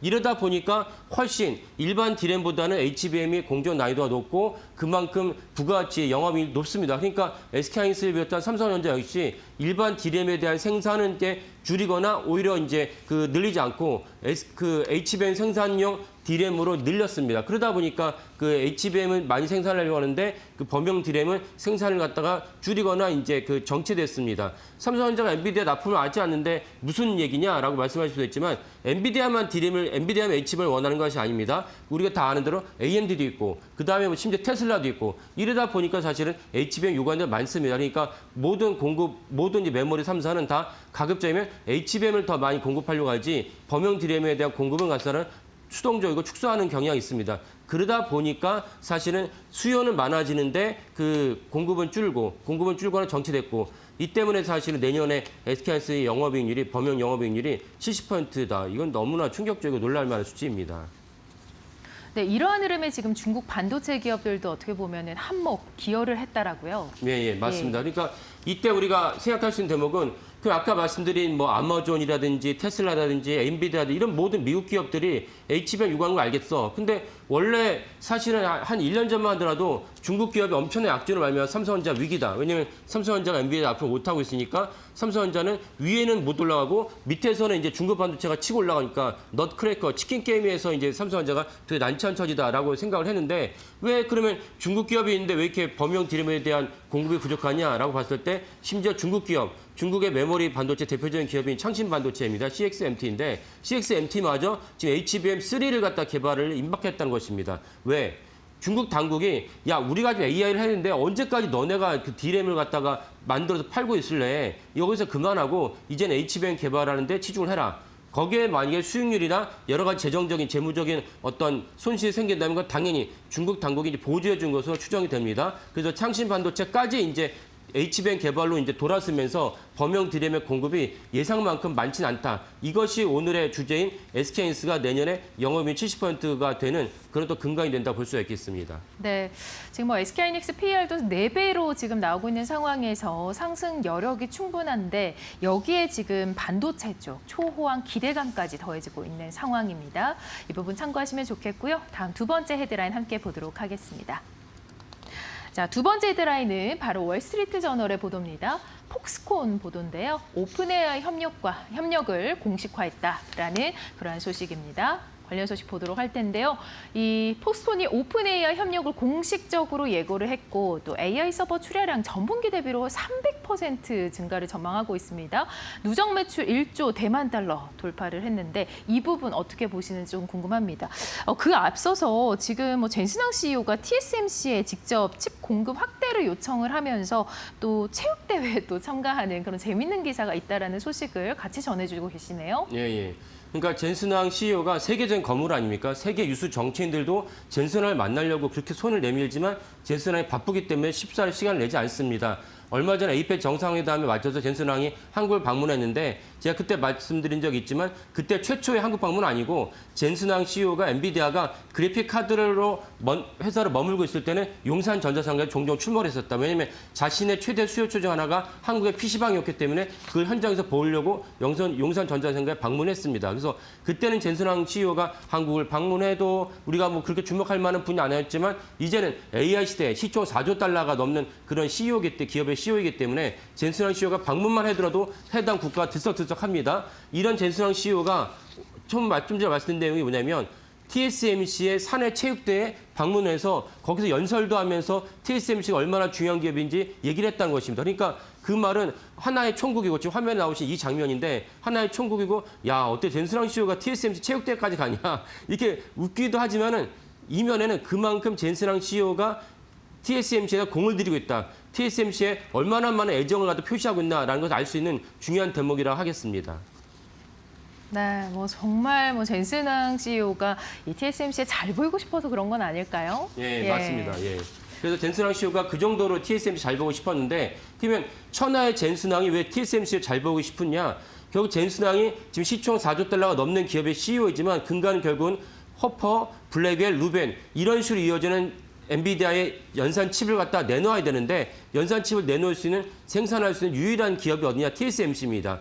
TSMC에 잘 보여야 되는데 TSMC에다가 요구하는 어떤 고객사도 많습니다. 그 전에 엔비디아 부상하기 전에 최대 고객사는 이제 애플이었습니다. 또 다른 지금 퀄컴이었고요. 이런 식으로 있다 보니까 사실 애플이나 퀄컴도 대단한 기업이 아닙니까? 근데 엔비디아가 너무 많은 물량과 너무 많은 어떤 영업이익을 보장하다 보니까 TSMC 입장에서는 애플이나 퀄컴은 약간 후순위로 가고 엔비디아에다 물량을 줬습니다. 근데 젠슨왕이 물량이 많다 보니까 자기들이 만든 칩을 여기저기서 요구하다 보니까 TSMC가 기존의 어떤 계속 물량을 만들어주는 공장에다가 할당을 했는데 이걸로는 부족하다. 그래서 이제 젠슨왕이 TSMC를 경영진을 만나서 더 물량을 늘려달라. 물량을 늘려달라고 하면 TSMC CEO도 아니 우리가 사실 이미 계약한 것이 있기 때문에 다른 고객사랑 계약한 것이 있기 때문에 거기를 갖다가 빼고 계약하기 쉽지 않다. 이런 얘기 오갔을 것이고 그래서 젠슨왕 CEO가 거기서 설득도 하고 또 사실은 결국은 대면을 만나서 얘기한 것도 다르지 않습니까? 그래서 TSMC 체육대회 방문을 했다 이렇게 볼 수가 있겠습니다. 그래서 결국은 젠슨왕이 더 물량을 갖다가 많이 확보하기 위해서 TSMC에 어떻게 보면 어떻게 보면 좋은 인간관계를 맺고자 체육대회까지 참석했다라고 이제 해석이 됩니다. 네. 굉장히 적극적으로 해외를 이렇게 순방하는 것 같기도 하고 그런 느낌입니다. 자, 그런가 하면은 세계 최대 용역 기업인 폭스콘이 실적 발표를 했습니다. 폭스콘 역시 이 AI 제품을 생산하는 것으로 알려져 있죠. 예. 네. 우리에게 폭스콘은 어떤 기업이냐면 애플도 역시 이제 공장이 없지 않습니까? 그럼 애플은 이제 용역을 맡기면 용역을 맡은 기업이 하나하나 애플을 갖다가 아이폰을 만들어 주는데 그 아이폰을 만드는 대표적인 기업이 이제 폭스콘이었습니다. 폭스콘이 사실은 그런 식으로 알려져 있는데 또 다른 어떤 그 성격이 변화되는 게 뭐냐면 아까 말씀드린 엔비디아의 뭐 허퍼, 루빈, 그 블랙벨 같은 칩은 이제 TSMC가 만들지만 해당 칩을 갖고 이제 하나의 서버를 만드는데 서버는 이제 폭스콘이 만듭니다. 그래서 폭스콘이 사실 AI 기업으로 인식이 되고 있습니다. 그래서 그저께 실적이 나왔는데 실적이 나온 중요한 점이 왜 아니냐? 이 폭스콘의 실적을 봤을 때 이 AI에 대한 어떤 시장 현황을 볼 수 있는 중요한 대목이기 때문에 폭스콘의 실적을 갖다가 우리가 중요하게 여기고 월스트리트저널도 보도를 했습니다. 그래서 그저께 나온 실적을 보면은 원래 예상치보다 훨씬 높은 원래 예상치는 이제 매출이 510억 대만 달러였는데 실제 실적은 576억 달러. 우리나라는 약 한 2.7조 원, 2조 7천억 정도를 갖다가 매출 올렸습니다. 이것은 사실은 폭스콘의 어떤 실적 바탕으로 아까 말씀드린 대로 AI의 어떤 수요와 매출 현황이 여전히 폭발적 성장세에 있구나라는 점을 알 수가 있었습니다. 네, AI 수요가 여전히 강하다는 뜻일 수 있을 것 같은데 그렇다면 폭스콘의 이 증설 계획은 어떻게 되나요? 예, 수요가 있으면 실제로 그러면 증설을 해야 되는데 폭스콘이 그에 맞춰서 증설한 적 있느냐라고 이제 질문을 한다면 폭스콘이 이제 한 달 전에 이사회에서 AI 컴퓨팅 클러스터와 슈퍼컴퓨팅 센터 건설을 위해서 우리나라 돈으로 약 2조 원을 갖다가 투자해서 증설하기로 했습니다. 그러니까 공시를 봤을 때 증설에 대한 것은 되게 호재를 간주합니다. 왜냐하면 경영진이 합리적 판단해서 현재로서는 시장의 수요를 감당할 수 없으니까 미리 증설하자. 왜냐하면 시기가 놓치면 사실은 시장의 수요가 꺼질 수 있기 때문에 미리 증설을 해서 수요를 맞춰서 그 물 들어올 때 놓줘야겠다라는 개념에서 이제 공장 증설 공시는 되게 중요합니다. 폭스콘이 아까 말씀드린 대로 2조 원의 신규 센터를 갖다 짓기로 했다는 것은 여전히 신규 수요가 많다라는 관점에서 볼 수가 있고 그 점은 역시 오늘 코너에서 말씀드린 AI의 어떤 수요와 시장 상황이 여전히 폭발적이고 긍정적이다라고 볼 수가 있겠습니다. 네, 지금 AI에 대해서 굉장히 긍정적인 전망을 내놓아 주셨는데 그렇다면 이 AI 이 버블론에 대한 실체는 없는 걸까요? 예, 저는 AI 버블론 실체가 없다고 봅니다. 왜냐하면 월스트리트가 종종 이제 AI 버블에서 우려를 하는데 그 맥락을 보면 대부분 다 아니었어요. 과거를 보면 이번에도 아니라 보고 최근에 이제 마이클 버리 이제 공매도로 유명한 그 마이클 버리가 AI에 대해 버블이 있고 구체적으로 메타가 감가상각을 갖다 조작을 했다라고 하면서 이제 발표를 해서 한번 논란이 됐습니다. 근데 제가 볼 때는 역시 마이클 버리 역시 엔지니어가 아니기 때문에 오해가 있었다.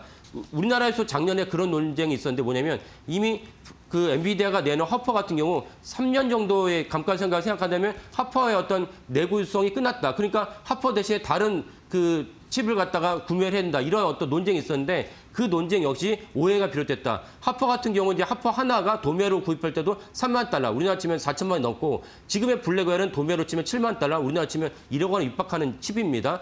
하나의 칩이 1억 원 육박하는데 그걸 3년 쓰고 많은 그런 정도 만약에 엔비디아나 TSMC 만들었다면 잘못 만든 것이죠. 내구성을 너무나도 과거의 다른 일반 칩과 비교해서 추정했던 잘못된 견해다 볼 수 있습니다. 그러니까 이런 것들이 역시 AI 버블론에 대한 근거이지만 근거를 살펴봤을 때 실질적으로 어떤 AI와 엔지니어에 대한 오해에서 비롯됐다라고 볼 수가 있겠습니다. 네. AI 버블론이 계속해서 나오고 있고 또 그에 대한 우려감도 있는 가운데 또 이렇게 긍정적인 전망 또한 있습니다. 폭스콘과 오픈 AI의 협력이 앞으로 AI 생태계를 어떻게 바꿀 수 있을지도 주목을 해봐야 될 것 같습니다. 자, 지금까지 히든글로벌 조우진 타키온 대표와 함께했습니다. 고맙습니다. 네, 감사합니다.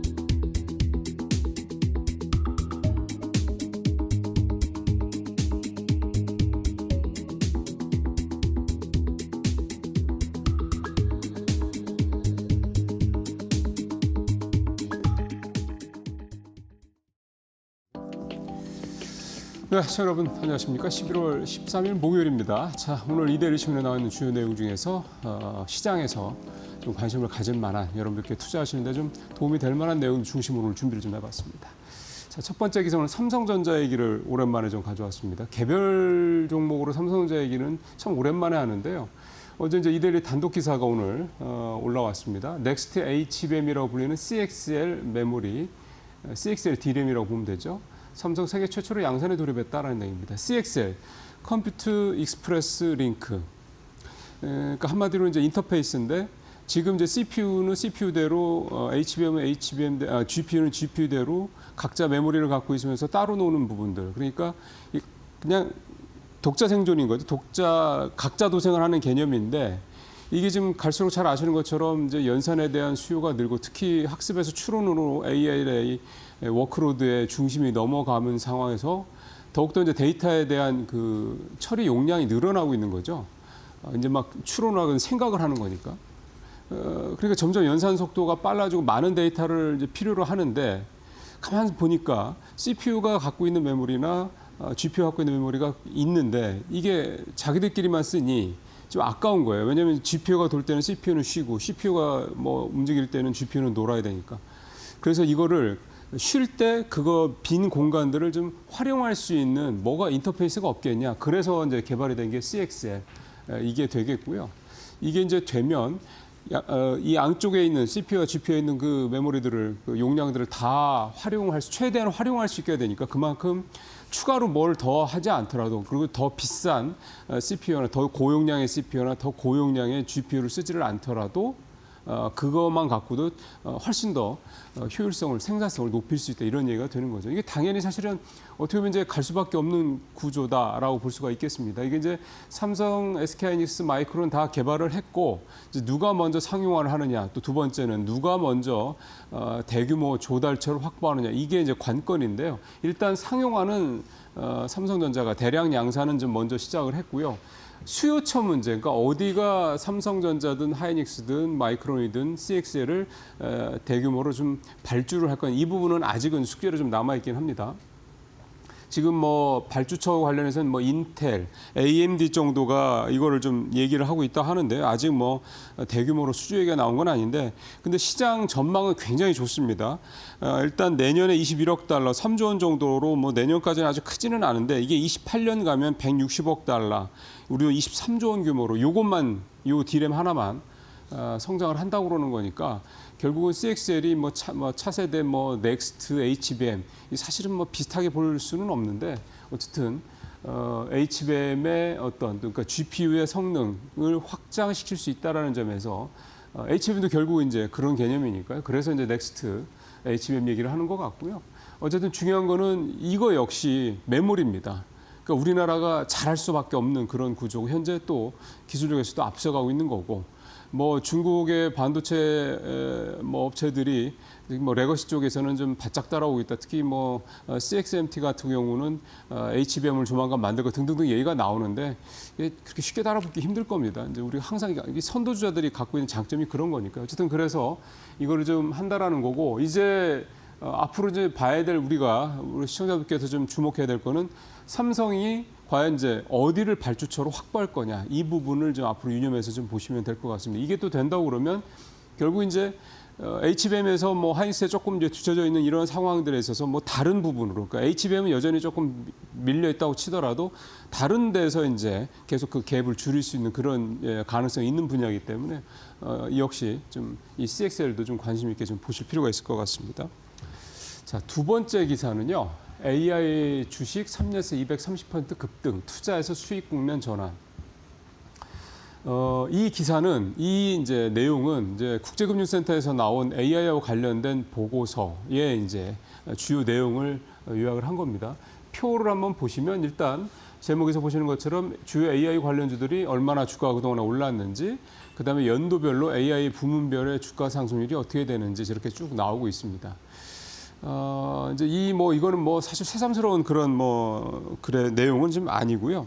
보면 2022년 10월이었죠. 챗GPT 등장 이후에 AI 관련주는 누적으로 230% 올랐고 올 들어서만 62% 올랐는데 제일 많이 오른 데는 네트워크 부품 140%, 반도체가 101%, 데이터 솔루션이 71%. 지금 화면에서 보시는 것처럼 저런 식으로 좀 올랐고요. 중요한 게 이제부터 중요한 겁니다. 내년부터는 본격적으로 이 ROI, 즉 투자 수익률 이 부분이 이제 본격적으로 이슈가 될 거다라는 얘기를 좀 국제금융센터도 보고서에서 좀 주요 내용으로 좀 다루고 있습니다. 결국 이제 요즘에 계속 나오고 있는 AI 거품론과 관련된 부분이다 볼 수가 있겠고 두 가지 포인트입니다. 하나는 결국 수익성 문제 이 부분을 어떻게 해결할 것이냐라는 거고 또 하나는 클라우드 업체 같은 이런데 엔비디아라든가 이런 그러니까 칩을 이제 설계하고 만드는데 이런 데들 같은 경우는 여전히 좋은데 앞서 말씀드린 대로 이제 이 소프트웨어 같은데 관련된 업체들은 여전히 지금 수익성이 좀 나지 않고 있습니다. 대표적으로 오픈 AI도 아직 수익을 내지는 못하고 있는 그런 대표적인 AI 관련주라는 거죠. 투자는 계속해서 이루어지고 있는 상황인 건데, 근데 이렇게 같은 AI 관련주 내에서도 AI 산업에 이렇게 관계된 회사들 중에서도 어디는 돈을 막 엄청나게 벌고 어디는 계속 못 벌고 있는 상황이 점점 벌어지다 보면, 즉 양극화가 심해지다 보면 돈을 못 버는 이쪽에서 일종의 연쇄 도미노 현상이니까 붕괴 도미노 현상이 발생할 수가 있고, 이 되면 당연히 이게 이쪽으로도, 그러니까 지금 돈을 잘 벌고 있는 이쪽으로도 이제 전이가 될 수 있다 이런 얘기가 되는 거죠. 그러니까 그게 AI발 주가 조정의 촉발제가 될 수 있다 이 얘기를 하고 있습니다. 그러니까 AI 거품론의 또 다른 어떤 접근 방식이라고 좀 볼 수가 있겠고요.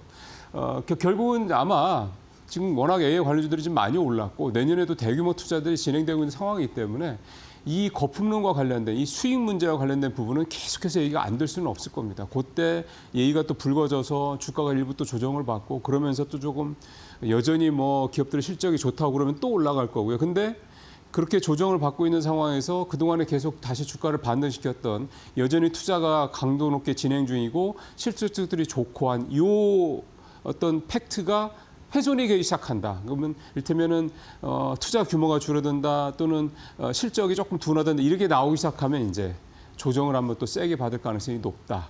이렇게 좀 볼 수가 있겠습니다. 그럼에도 불구하고 조정의 폭이 클 수는 있겠지만 이 AI 이게 이를테면 닷컴 버블 때처럼 버블로서 꺼지거나 이럴 수 있는 여지는 아직은 아니다. 전체적으로. 왜냐하면 아직도 대규모로 진행이 좀 되고 있는, 투자도 진행이 되고 있고 AI의 어떤 소위 말하는 피지컬 AI 쪽으로의 진행 방향은 뭐 여전히 유효하기 때문에 이 부분에 대해서 이제 그런 식으로도 좀 볼 수가 있다. 이렇게 좀 이해를 하시면 될 것 같습니다. 자, 시장으로 이제 또 깊이 들어와서 보면 역시 이제 증권사가 좋죠. 어제도 증권사들 주가 굉장히 좋았습니다. 표 한번 아주 뭐 독수리 날개를 아주 잘 그려놨네요. 보시면 주요 증권사 영업이익 추이인데 NH증권이 100%가 조금 넘게 증가했고요. 삼성증권도 한 30% 가까이 늘었고 미래에셋증권은 별로 안 늘었죠. 사실은 대장주격인데 일부 이제 그 손실 항목이 좀 있어서 그렇다고 하고 그거는 이제 약간 회계적인 문제라고 이미 얘기가 좀 나왔고요. 어제 미래에셋증권 주가 그래서 많이 올랐습니다. 한국금융지주가 가장 아주 드라마틱한 그런 수익을 좀 내고 있고 뭐 키움증권도 상당히 좀 좋고요. 한국금융지주죠. 한국투자증권이 워낙 좋았기 때문에 한국투자증권 같은 경우 영업이익이 전년 대비해서 3분기 때 117%가 증가하기도 했습니다. 자, 이런 상황에서 그러니까 지금 장이 계속 좋으니까 앞으로도 이 증권사들의 실적은 계속 좋을 것이다. 이거는 뭐 큰 문제는 없고요. 두 번째가 어제 나온 기사인데 어제 금융위 증권선물위원회에서 한투증권하고 미래에셋증권에 대해서 종합금융투자사업자 이걸 종투사로 보통 얘기를 하더라고요. 종투사 지정 의결을 했습니다. 그러니까 허가를 했다는 얘기죠. 이게 자기 자본 8조 원 이상의 증권사들만 해당이 되는 건데 이 종투사가 되면 IMA 이 사업을 할 수가 있습니다. IMA는 증권사가 원금을 이렇게 보장해야 되는, 지급해야 되는 의무를 지는 대신에 이제 고객 예탁금을 가지고 활용을 할 수가 있습니다. 그래서 수익을 더 낼 수 있는 그런 비즈니스를 더 할 수 있는 그런 구조, 그러니까 레버리지를 더 키울 수 있는 그런 이제 증권사가 된다 이런 얘기가 좀 되는 거거든요. 그래서 이제 자본금 8조 원 이상이니까 이 두 회사밖에 좀 안 되는 거고 한국투자증권하고 미래에셋증권하고 그래서 이 두 증권사는 이제 고객 예탁금을 가지고 활용을 해서 수익을 더 낼 수 있는 그런 자격을 얻었기 때문에 아무래도 더 성장성을 좀 담보를 할 수 있는 그런 얘기가 좀 될 것 같고요. 그래서 좀 다른 뭐 키움이라든가 이런 증권사들도 이 종투사가 되기 위해서 좀 계속해서 좀 몸집을 좀 불리고 있는 그런 상황입니다. 이 종투사 문제가 이게 이제 결국은 수익을 내야 되는 거죠. 근데 지금 장 분위기가 좋으니까 어쨌든 이 종투사가 된 게 한투증권하고 미래에셋증권한테는 이제 좀 한투증권이 따로 상장이 안 돼 있고 한국금융지주죠. 이 부분에 있어서는 이제 아무래도 여러 가지로 좀 긍정적인 영향을 있을 수 있다 이렇게 좀 볼 수가 있겠습니다. 자, 마지막으로 한 가지만 더 짧게 말씀드리겠습니다. 중국산 2년 내 공급망에서 배제해야 제너럴 모터즈가 공급업체에 지시를 했다고 합니다. 일부 부품 같은 경우는 27년까지 다 중국산 제품을 다른 걸로 완전히 갈아타라 이렇게까지 좀 강도 높게 지시를 했다고 그러고요. 이 작년 말부터 좀 시작이 돼서 이제 올해 좀 본격화되고 있다고 보면 될 것 같고 일단 대상은 미국 북미 지역에서 파는 GM 차량에 해당되는 거니까 전체 다는 분명히 좀 아니고요. 근데 우리 같은 경우는 이제 한국 GM 같은 경우는 대부분 거의 북미로 물량을 보내기 때문에 아무래도 좀 해당이 좀 많이 될 것 같습니다. 근데 이게 잘 아시는 것처럼 지금 내연기관 차들은 부품 들어가는 게 2만 개가 넘죠. 그러니까 이거를 이 중에서 이 중국산 부품이 차지하는 비중이 굉장히 높은 상황이다 보니까 이거를 글쎄요 2, 3년 안에 완전히 그러니까 갈아타는 게 가능할 거냐라는 지적도 업계에서는 나오고 있긴 합니다만은 어쨌든 이 부분이 얘기가 되다 보면 우리 입장에서 봤을 때는 결국은 중국산 부품을 빠른 시간 내에 그 이상의 어떤 품질을 갖고 있는 또 캐파를 갖고 있는 데는 결국 한국산 또 자동차 부품업체들이 아닐까라는 생각이 좀 들어서 최근에 계속되고 있는 뭐 미국과 유럽의 서방 국가들의 이 대중국 뭐 관련된 어떤 견제 또는 규제 이런 것들에 대한 수혜를 결국 중국만큼이나 제조업체가 강한 우리가 좀 가질 수 있다는 생각이 좀 들어서 자동차 부품업체들의 어떤 반사이익도 한번 기대를 해볼 만한 내용이 아닐까 싶습니다. 자, 오늘 여기서 마치도록 하겠습니다.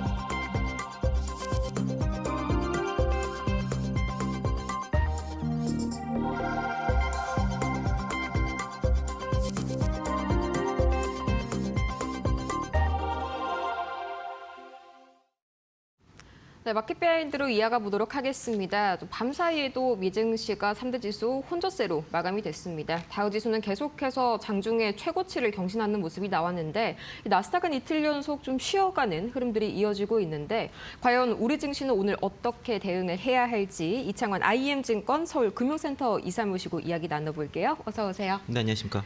네, 밤 사이에 뉴욕 증시 이 종전에 말씀드린 것처럼 여전히 좀 불확실성이 가득한 그런 하루였던 것 같습니다. 우선 뭐 셧다운은 오늘부로 좀 종료가 되지 않을까 하는데 문제는 이제 뭐 데이터가 완전히 날아갔다, 데이터 공백이 발생하겠다, 뭐 이런 이야기도 있었고요.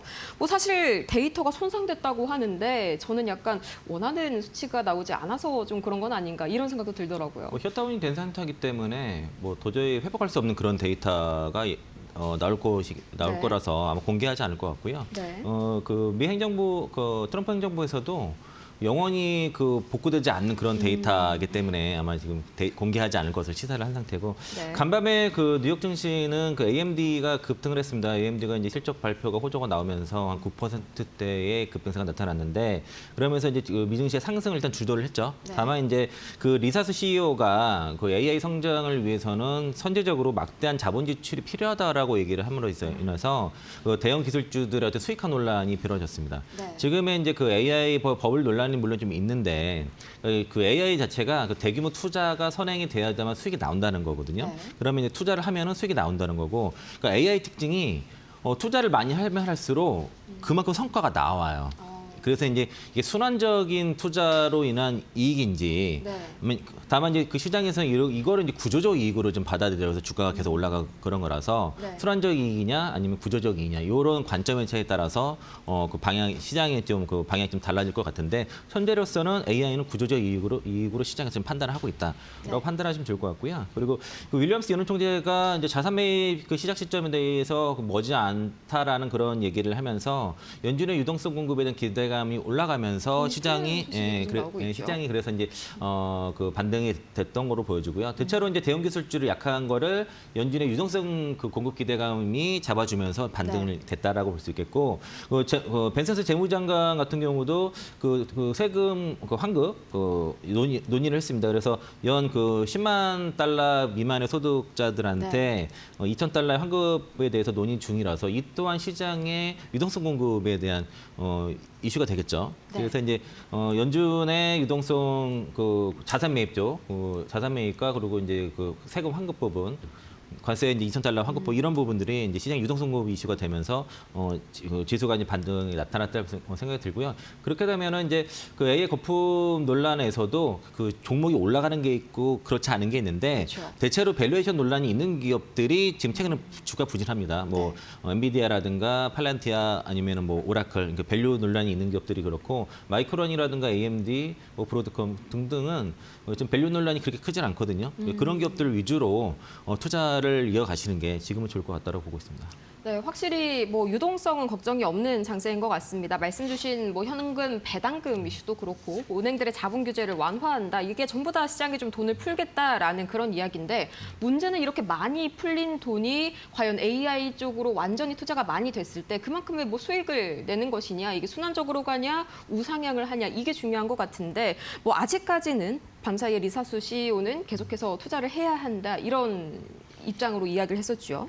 이제 우리 증시도 어제 3거래일 연속 코스피가 상승을 이어나갔는데 외인은 다시 좀 매도폭을 늘리긴 했더라고요. 근데 그걸 기관 특히나 금융투자 쪽이 좀 강하게 받아주는 모습이었는데 나스닥에 비해서 우리 회복 속도가 좀 빠른 것 같은 그런 느낌도 있네요. 전 세계 증시에서 가장 강한 게 현재 국내 증시이고 미국의 AI 버블 논란, 거품 논란에 의해서 잠시 이제 삼성전자, SK하이닉스가 조정을 받았지만 제가 지난주에 SK하이닉스 58만 원에는 매수를 했다. 네, 그리고 삼성전자 98,400원, 600원에 매수를 했다라고 말씀드렸고 그런 눌림에는 매수기라고 말씀드렸던 게 삼성전자라든가 SK하이닉스가 미국의 반도체 기업과 달리 좀 밸류에이션이 워낙 낮기 때문에 지금 버블 논란이 없습니다. 상징적 그런 거 없고 내년도에 실적 추정치를 봤을 때 웬만해서 삼성전자, 하이닉스 주가 누르기 쉽지 않은 상황인데 제가 지난주에 외국인 대규모 매도의 이유에 대해서 말씀드렸는데 상황이 여전히 같습니다. 그러니까 외국인이 선물 매도를 8조까지 늘렸다가 지금 5조 정도 줄였음에도 불구하고 손실이 6천억이 넘어요. 아직도 여전하네요. 선물옵션 파생 포지션에서 6천억이 넘는 손실을 믿고 있는 상황에서 삼성전자나 SK하이닉스를 눌러야 되는데 문제는 지금 수익을 많이 본 측이 금융투자랑 투신이랑 기타 법인이거든요. 그렇죠. 그러니까 이제 선물로 눌러서 삼성전자 하이닉스를 주가를 누르는 순간에 금융투자가 매수가 그냥 들어가 버리는 이런 상황이라 가지고 현재 그 외국인들 입장에서는 대규모 환매수를 해야 되는데 지금 버티고 있다. 그러면 이제 옵션 만기일 때 롤오버 가능성이 좀 있고 그리고 미증시와 좀 다른 거는 국내 증시 반도체가 가는 이유가 AI뿐만 아니라 범용 메모리 그렇죠. 범용 메모리 쪽에 그 메모리 빅사이클에 대한 기대가 있고 그게 내년도 실적 봤을 때는 삼성전자 내년 하이닉스 내년 실적 대박이다라는 게 지금 알려져 있고 그게 확신을 갖고 있기 때문에 좀처럼 그 시장이 밀리진 않는 겁니다. 네. 게다가 이제 외국인들이 현재 손실을 보고 있는 상황에서 눌러야 되는데 누르기가 어려운 그런 구조고 시각총액 삼성전자, SK하이닉스, 그 삼성전자 우선주가 합쳐서 1,100조가 넘는 상황에서는 한 종목 가지고 방법이 없는 거예요. 네. 그래서 이제 삼성전자, SK하이닉스를 누르지 못하면 다른 그 뭐 조선이라든가 방산이라든가 다른 시가총액 큰 종목들이 좀 눌리는 그런 모습들은 벌어져서 12월 둘째 주 목요일 전까지는 아마 코스피가 강하게 가기는 좀 어렵지만은 그렇다고 크게 빠지기도 어려운 구조고 그 사이에 이제 코스닥 쪽에서의 이제 그 반등세가 나타날 거고 제가 그래서 제약바이오 쪽을 잘 봐야 된다라고 지난주에 그렇게 말씀을 드렸던 거고요. 아, 그렇죠. 어제 굉장히 또 강하게 튀었죠. 그래서 이제 지금 그 AI 노이즈 그 버블 노이즈 때문에 반도체들이 좀 쉬어가는데 네. 그래서 다만 삼성전자 하이닉스는 빠지면 기회고 올라갈 때는 따라가지 마세요. 왜냐하면 자꾸 누르려고 지금 어떻게든 외국인들이 그런 상황이라서 그리고 제약업 그 반면에 이제 제약 업종 쪽에서는 이제 코스피와 코스닥 간의 20년 만에 최대 그 괴리율 차이 때문에 네. 코스닥이 올라가야 되는데 10월달에 2차 전지 갖고 반도체 갖고 10월달에 쉬었던 제약 업종이 제약바이오 업종이 이제 올라갈 거라고 봐서 제가 시가총액 상위 종목 위주로 보라고 말씀드렸던 네, 거거든요. 그렇죠. 알테오젠, 그렇죠. 에이벨바이오, 뭐 삼천단지약 그리고 저도 갖고 있는 게 이제 뭐 알테오젠, 에이벨바이오, 삼천단지약, 보로노 이런 식으로 갖고 있거든요. 어제 굉장히 행복하셨겠어요. 네. 그렇죠. 근데 그런 그러니까 상위 종목 위주로 보시는 게 좋고 그리고 개별 이제 에로 모멘텀이 있는 애들 좀 봐야 되는데 어쨌든 시세가 그 낮기 때문에 또 급하게 쫓아가는 건 또 조심해야 됩니다. 그러니까 요즘은 정보가 서로 막 공유가 빨리 되다 보니까 네, 그렇죠. 너무 빨리빨리 움직여요. 그래서 그 지금 코스피와 코스피 간의 그 괴리를 맞추기 위해서 코스닥이 달리고 제약 업종이 가는 건 분명히 맞는 것 같은데 이 또한 급합니다. 그래서 그 10월 원래 11월 달 내내 이제 계속 그 코스닥이 좀 강해서 제약 바이오 업종으로 좀 포트를 많이 가져가려고 했었는데 네. 지난주에 그 어떤 말씀드리면 코스피도 갑자기 조정받는 바람에 투트랙이다. 그래서 그렇죠. 코스닥 쪽에 시가총액 종목 위주로 대응을 하시되 코스피 쪽에서도 그 깐부 동매 애들 깐부동맹이요. 네. 그런 기업들이 조정을 받았을 때는 매수를 하자 이렇게 투트랙 전략으로 말씀드렸고 네. 국내 증시도 마찬가지로 그런 식으로 대응하시면 좋을 것 같고요. 그리고 SK하이닉스랑 삼성전자 목표가 계속 올라가고 있고 그렇죠. 실적 추정치 계속 올라가고 있거든요. 마이크론이 엄청 빠졌어도 굉장히 선방한 흐름 네, 보여주죠. 그럼에도 불구하고 지금 밸류에이션 매력이 있다는 거죠. SK하이닉스 내년 기준 PER 7배가 전 세계 투자자들의 소문이 났거든요. 인재군요. 그러니까 네. 마이크론이랑 비교하기 시작했기 때문에 그래서 증시 자체는 좀 걱정하지 않으셔도 좋을 것 같은데 어떻게 하면 싸게 저가에 잘 더 담을 수 있을지 하는 고민이 필요할 것 같습니다. 네, 그리고 이제 전반적으로 봤을 때는 12월 둘째 주까지는 어느 정도 좀 횡보를 할 가능성이 크다. 이렇게 한번 정리를 해볼 수가 있겠고요. 이제 또 밤사이에 제가 상당히 흥미롭게 봤던 기사 중에 하나가 UBS 쪽에서 AI 데이터 센터 덕분에 앞으로 5년간 이 ESS 쪽에 붐 사이클이 찾아올 것이다. 상당히 2차 전지 쪽에 긍정적인 그런 리포트가 하나 나왔는데 오늘 여기 좀 관련해서 반응이 나올까요? 그러니까 ESS 시장의 급성장이 현재 2차 전지 최근에 반등에 네. 그 강한 가장 큰 이유라고 핵심이었죠. 볼 수 있겠고 이게 이제 북미 ESS 시장에 대한 성장의 기대감들이 반영이 되면서 올라왔는데 지금은 최근의 흐름이 유럽도 ESS를 급하게 네, 너무 급격하게 이제 뛰어들더라고요. 그 설치를 하고 있고 중국도 지금 난리가 났습니다. 중국도 AI 데이터 센터 붐 때문에 그 LFP 배터리는 대부분 다 ESS로 가고 네. 또 3원기 배터리가 만드는 게 CLTL 정도 몇 개 없다 보니까 지금 배터리 쇼테지가 중국에서 나고 있는 상황이라서 그렇죠. 이제는 배터리 쪽으로 네, 그래서 지금 네. ESS 붐 때문에 리튬 가격이 올라가는 그런 상황입니다. 그러니까 지금은 단순히 공급 처음 얼마 전만 해도 CATL의 리튬 강산 중단 이것 때문에 리튬 가격이 올라가고 공급 이슈로 네. 리튬 가격이 반등했다고 하면은 지금은 수요의 이슈로 좀 올라가는 거여서 진짜로 올라가는 수요가 겁니다. 너무 많아가지고. 네, 그래서 네. 지금 앨범의 주가가 저점에서 60달러까지도 빠졌던 게 지금 100달러 넘어갔거든요. 벌써 그렇게 됐나요? 네, 어느 야름하름 올라가고 있습니다. 앨범 그 주식고 그래서 리튬 가격이 그렇게 올라가는 거고 그래서 신재생 에너지의 보조 수단이었던 ESS가 네. 지금은 핵심 기본 인프라로 자리 잡으면서 그 성장세가 나타났고 방금 말씀드린 것처럼 중국의 ESS 성장, 미국, 유럽 전 세계의 ESS 성장으로 인해서 이층 가격도 같이 올라가면 네. 그러면 이제 그 배터리라든가 소재 업체들도 실적이 올라가면서 이제 주가가 올라갈 것이고 그리고 북미 쪽에서 그 대중 관세 이슈 때문에 이제 58.4에서 페탄이 관세 10% 빼도 48.4거든요. 네. 그러면 이제 아무래도 이제 그 원가 경쟁이 그 북미산 이제 그 K 배터리가 더 높기 때문에 자연스럽게 점유율을 확대하는 그런 상태고 그리고 ESS 수주는 지금 계속 급증하고 있습니다. 지금 최근에 네. 또 테슬라가 그 삼성 SDI 쪽에 ESS 수주 얘기가 좀 조단위 얘기가 좀 나오고 있는 상태고 아마 그 테슬라가 K 배터리 3사에 지금 다 각형 LF 배터리 개발을 요청한 상태이기 때문에 네. 그 ESS 쪽으로 수주가 계속 앞으로 나올 거고 오늘 이제 벤츠랑 LG에너솔련 CEO 간의 회동이 있습니다. 뭐 어떤 얘기 나올지 주목이 될 것 같고요. 네. 또 하나 이제 그 2차전지 투자하신 분들이 제일 관심 많은 게 에코프로일 텐데 에코프로 지금 올라가는 게 단순히 어떤 모멘텀이 그런 게 아니라 이거 진짜 실적으로 올라가는 겁니다. 네. 그 이유가 에코프로가 인도네시아 쪽에 대규모 투자하면서 1단계, 2단계 투자 나눠서 하는데 2분기 실적 발표할 때는 1단계 투자할 때 연평균 1,800억의 투자 이익이 발생한다고 했는데 그게 영업이익으로 가거든요. 네. 근데 2단계 투자를 했을 경우는 3,000억 이상의 투자 이익이 발생한다고 해서 연 4,800억 이상의 영업이익이 발생하게 됩니다. 인도네시아 투자권으로. 좀 확실한 거죠. 예. 근데 거기에 이제 그 통합 밸류를 구축하게 되면은 원가가 20에서 30% 절감이 되면은 그게 에코프로 BM의 원가가 20에서 30% 절감이 되죠. 그러면은 네. 에코프로 BM의 실적이 올라가게 되면은 연결 이익이 더 올라가게 되고 에코프로 머티리얼즈가 매분기 지금 대규모 적자가 나고 있는데 인도네시아 프로젝트가 완료가 되면은 흑자 전환 연간 올해 흑자 전환이 가능하다고 하고 더 실적이 올라간다고 하거든요. 그러면은 에코프로 머티가 계속 적자였는데 흑자로 되면서 연결이익이 또 올라가죠. 그렇죠. 에코프로 H에는 지금 그 케미칼 필터 같은 게 반도체 쪽으로 들어가거든요. 반도체 붐 때문에 그것도 좋아져서 그러니까 기본적으로 인도네시아 투자가 갑자기 4,800억의 영업이 올라가면서 거기에 자회사들의 영업 실적이 갑자기 좋아지는 이게 이런 식으로 쌓게 되면은 에코프로가 전체 그룹사의 실적이 제일 좋은 회사가 되는 겁니다. 그래서 네. 제일 센 거예요.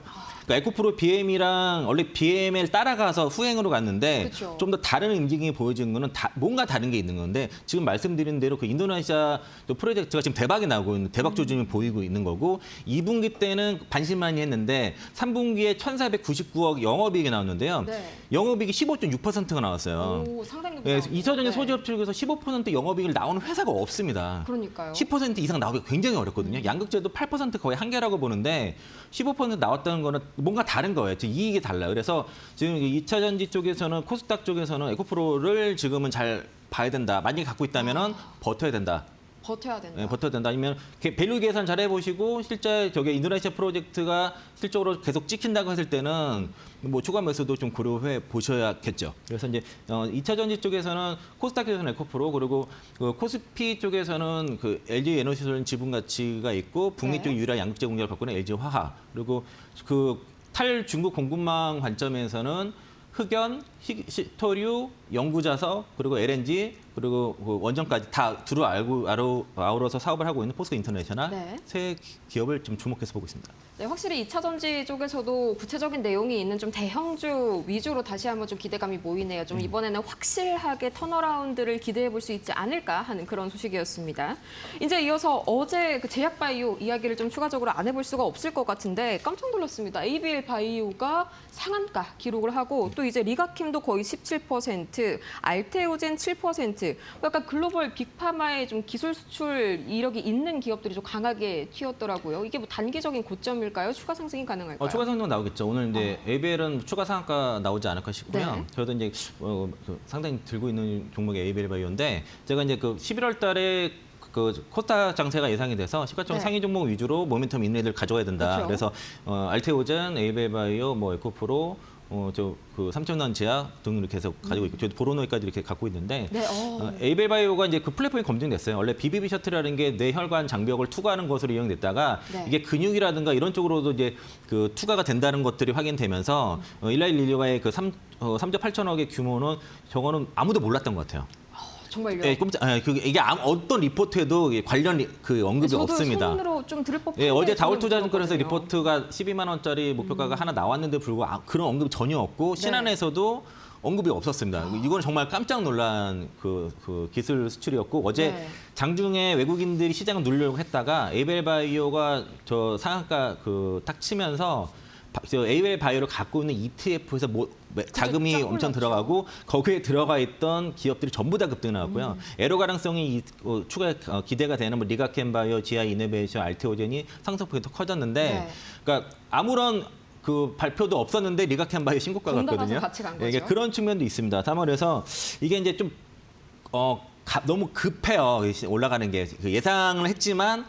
예상대로 그렇죠. 갔지만 너무 너무 빨리 약간 움직여서 좀 그래서 소화를 에벨바이오가 하지 이제 않을까. 상한가 멈출 쯤이 네. 그 바이오 쪽에서 기업들의 주가가 단기 고점이 좀 될 수는 있기 때문에 에벨바이오의 주가 흐름을 면밀히 보면서 대응하시면 좋을 것 같고요. 그리고 네. 바이오는 각자 도생이긴 해요. 그래서 이제 자금 여력이 충분히 있는 기업들 그리고 추가 애로라든가 몸에 더 있는 기업들 위주로 대응하시면 좋을 것 같습니다. 그렇죠. 이 단기 고점에 대한 신호도 과연 상한가가 어디까지 갈 것이냐를 잘 보고 나서 좀 관측을 바로 하셔야겠습니다. 이제 오늘 대수능이죠. 보니까 옵션 만기일까지 같이 좀 겹치는 날인데 오늘 좀 약간 변화되는 부분을 보자면 주식시장 정규장이 1시간 늦게 그러니까 오전 10시에 시작이 되고요. 이제 오전 8시부터 50분간의 프리마켓도 휴장됩니다. 특히 주의해야 될 사항이 오늘 있을까요? 이미 앞에서 설명드렸는데 외국인들이 선물 옵션에서 대규모 손실 중이라서 오늘 네. 롤오버를 할 수밖에 없을 거예요. 그래서 이제 롤오버를 하게 되면은 변동성은 크지 않고 네. 만약에 환매수를 한다, 손실을 그냥 다 청산하고 이제 환매에서 혜택을 드는 주가가 급등할 수 있거든요. 이제 그랬는데 주가 급등보다는 다음 달까지는 그렇죠. 약간은 좀 횡보하는 예, 흐름이 지금 손실 어떻게든 나타나지 막아야 않을까요? 되기 때문에 롤오버 가능성이 있어서 청산을 안 할 거라고 좀 생각이 들고 그래서 뭐 예상과 달리 좀 변동성이 아주 크게 나타나지는 않을 것 같다. 다만 네. 이제 옵션 만기라서 주가를 눌러야 되니까 만기 동시효과 때 네. 누를 가능성이 있거든요. 그때 사세요. 그러니까 오늘 매수 기회로 예, 옵션 활용해야 만기 그 동시효과 때 이상 급락한다던가 이런 네. 이상 급등하는 거 있을 수 있거든요. 그러면은 급락하는 거 사고 급등하는 거는 매도하고 이런 식의 동시효과를 오늘 좀 잘 4시 반 잘 보시면 좋을 것 같습니다. 네, 오늘 동시효과 시간을 굉장히 주시를 해야 한다. 굉장히 꿀팁 알려주셨습니다. 이렇게 해서 오늘 저희 이창환 이사님 모시고 함께 이야기 나눠봤고요. 저희가 준비한 오늘 소식은 여기까지였습니다. 오늘 이 대수능 다시 한번 말씀을 드리지만 오늘 정규장은 1시간 늦게 이제 오전 10시에 이제 개장을 하니까요. 그 점 참고해 보시길 바라면서요. 좋은 말씀 고맙습니다. 네, 오늘 저희가 준비한 소식 여기까지 마무리를 지어보도록 하겠고요. 오늘 뭐 프리마켓도 휴장, 또 애프터마켓도 1시간 늦춰져서 이제 진행이 됩니다. 참고를 해보시기 바라고요. 저희는 다음 이 시간 찾아오도록 하겠습니다. 오늘도 함께해 주신 여러분 고맙습니다.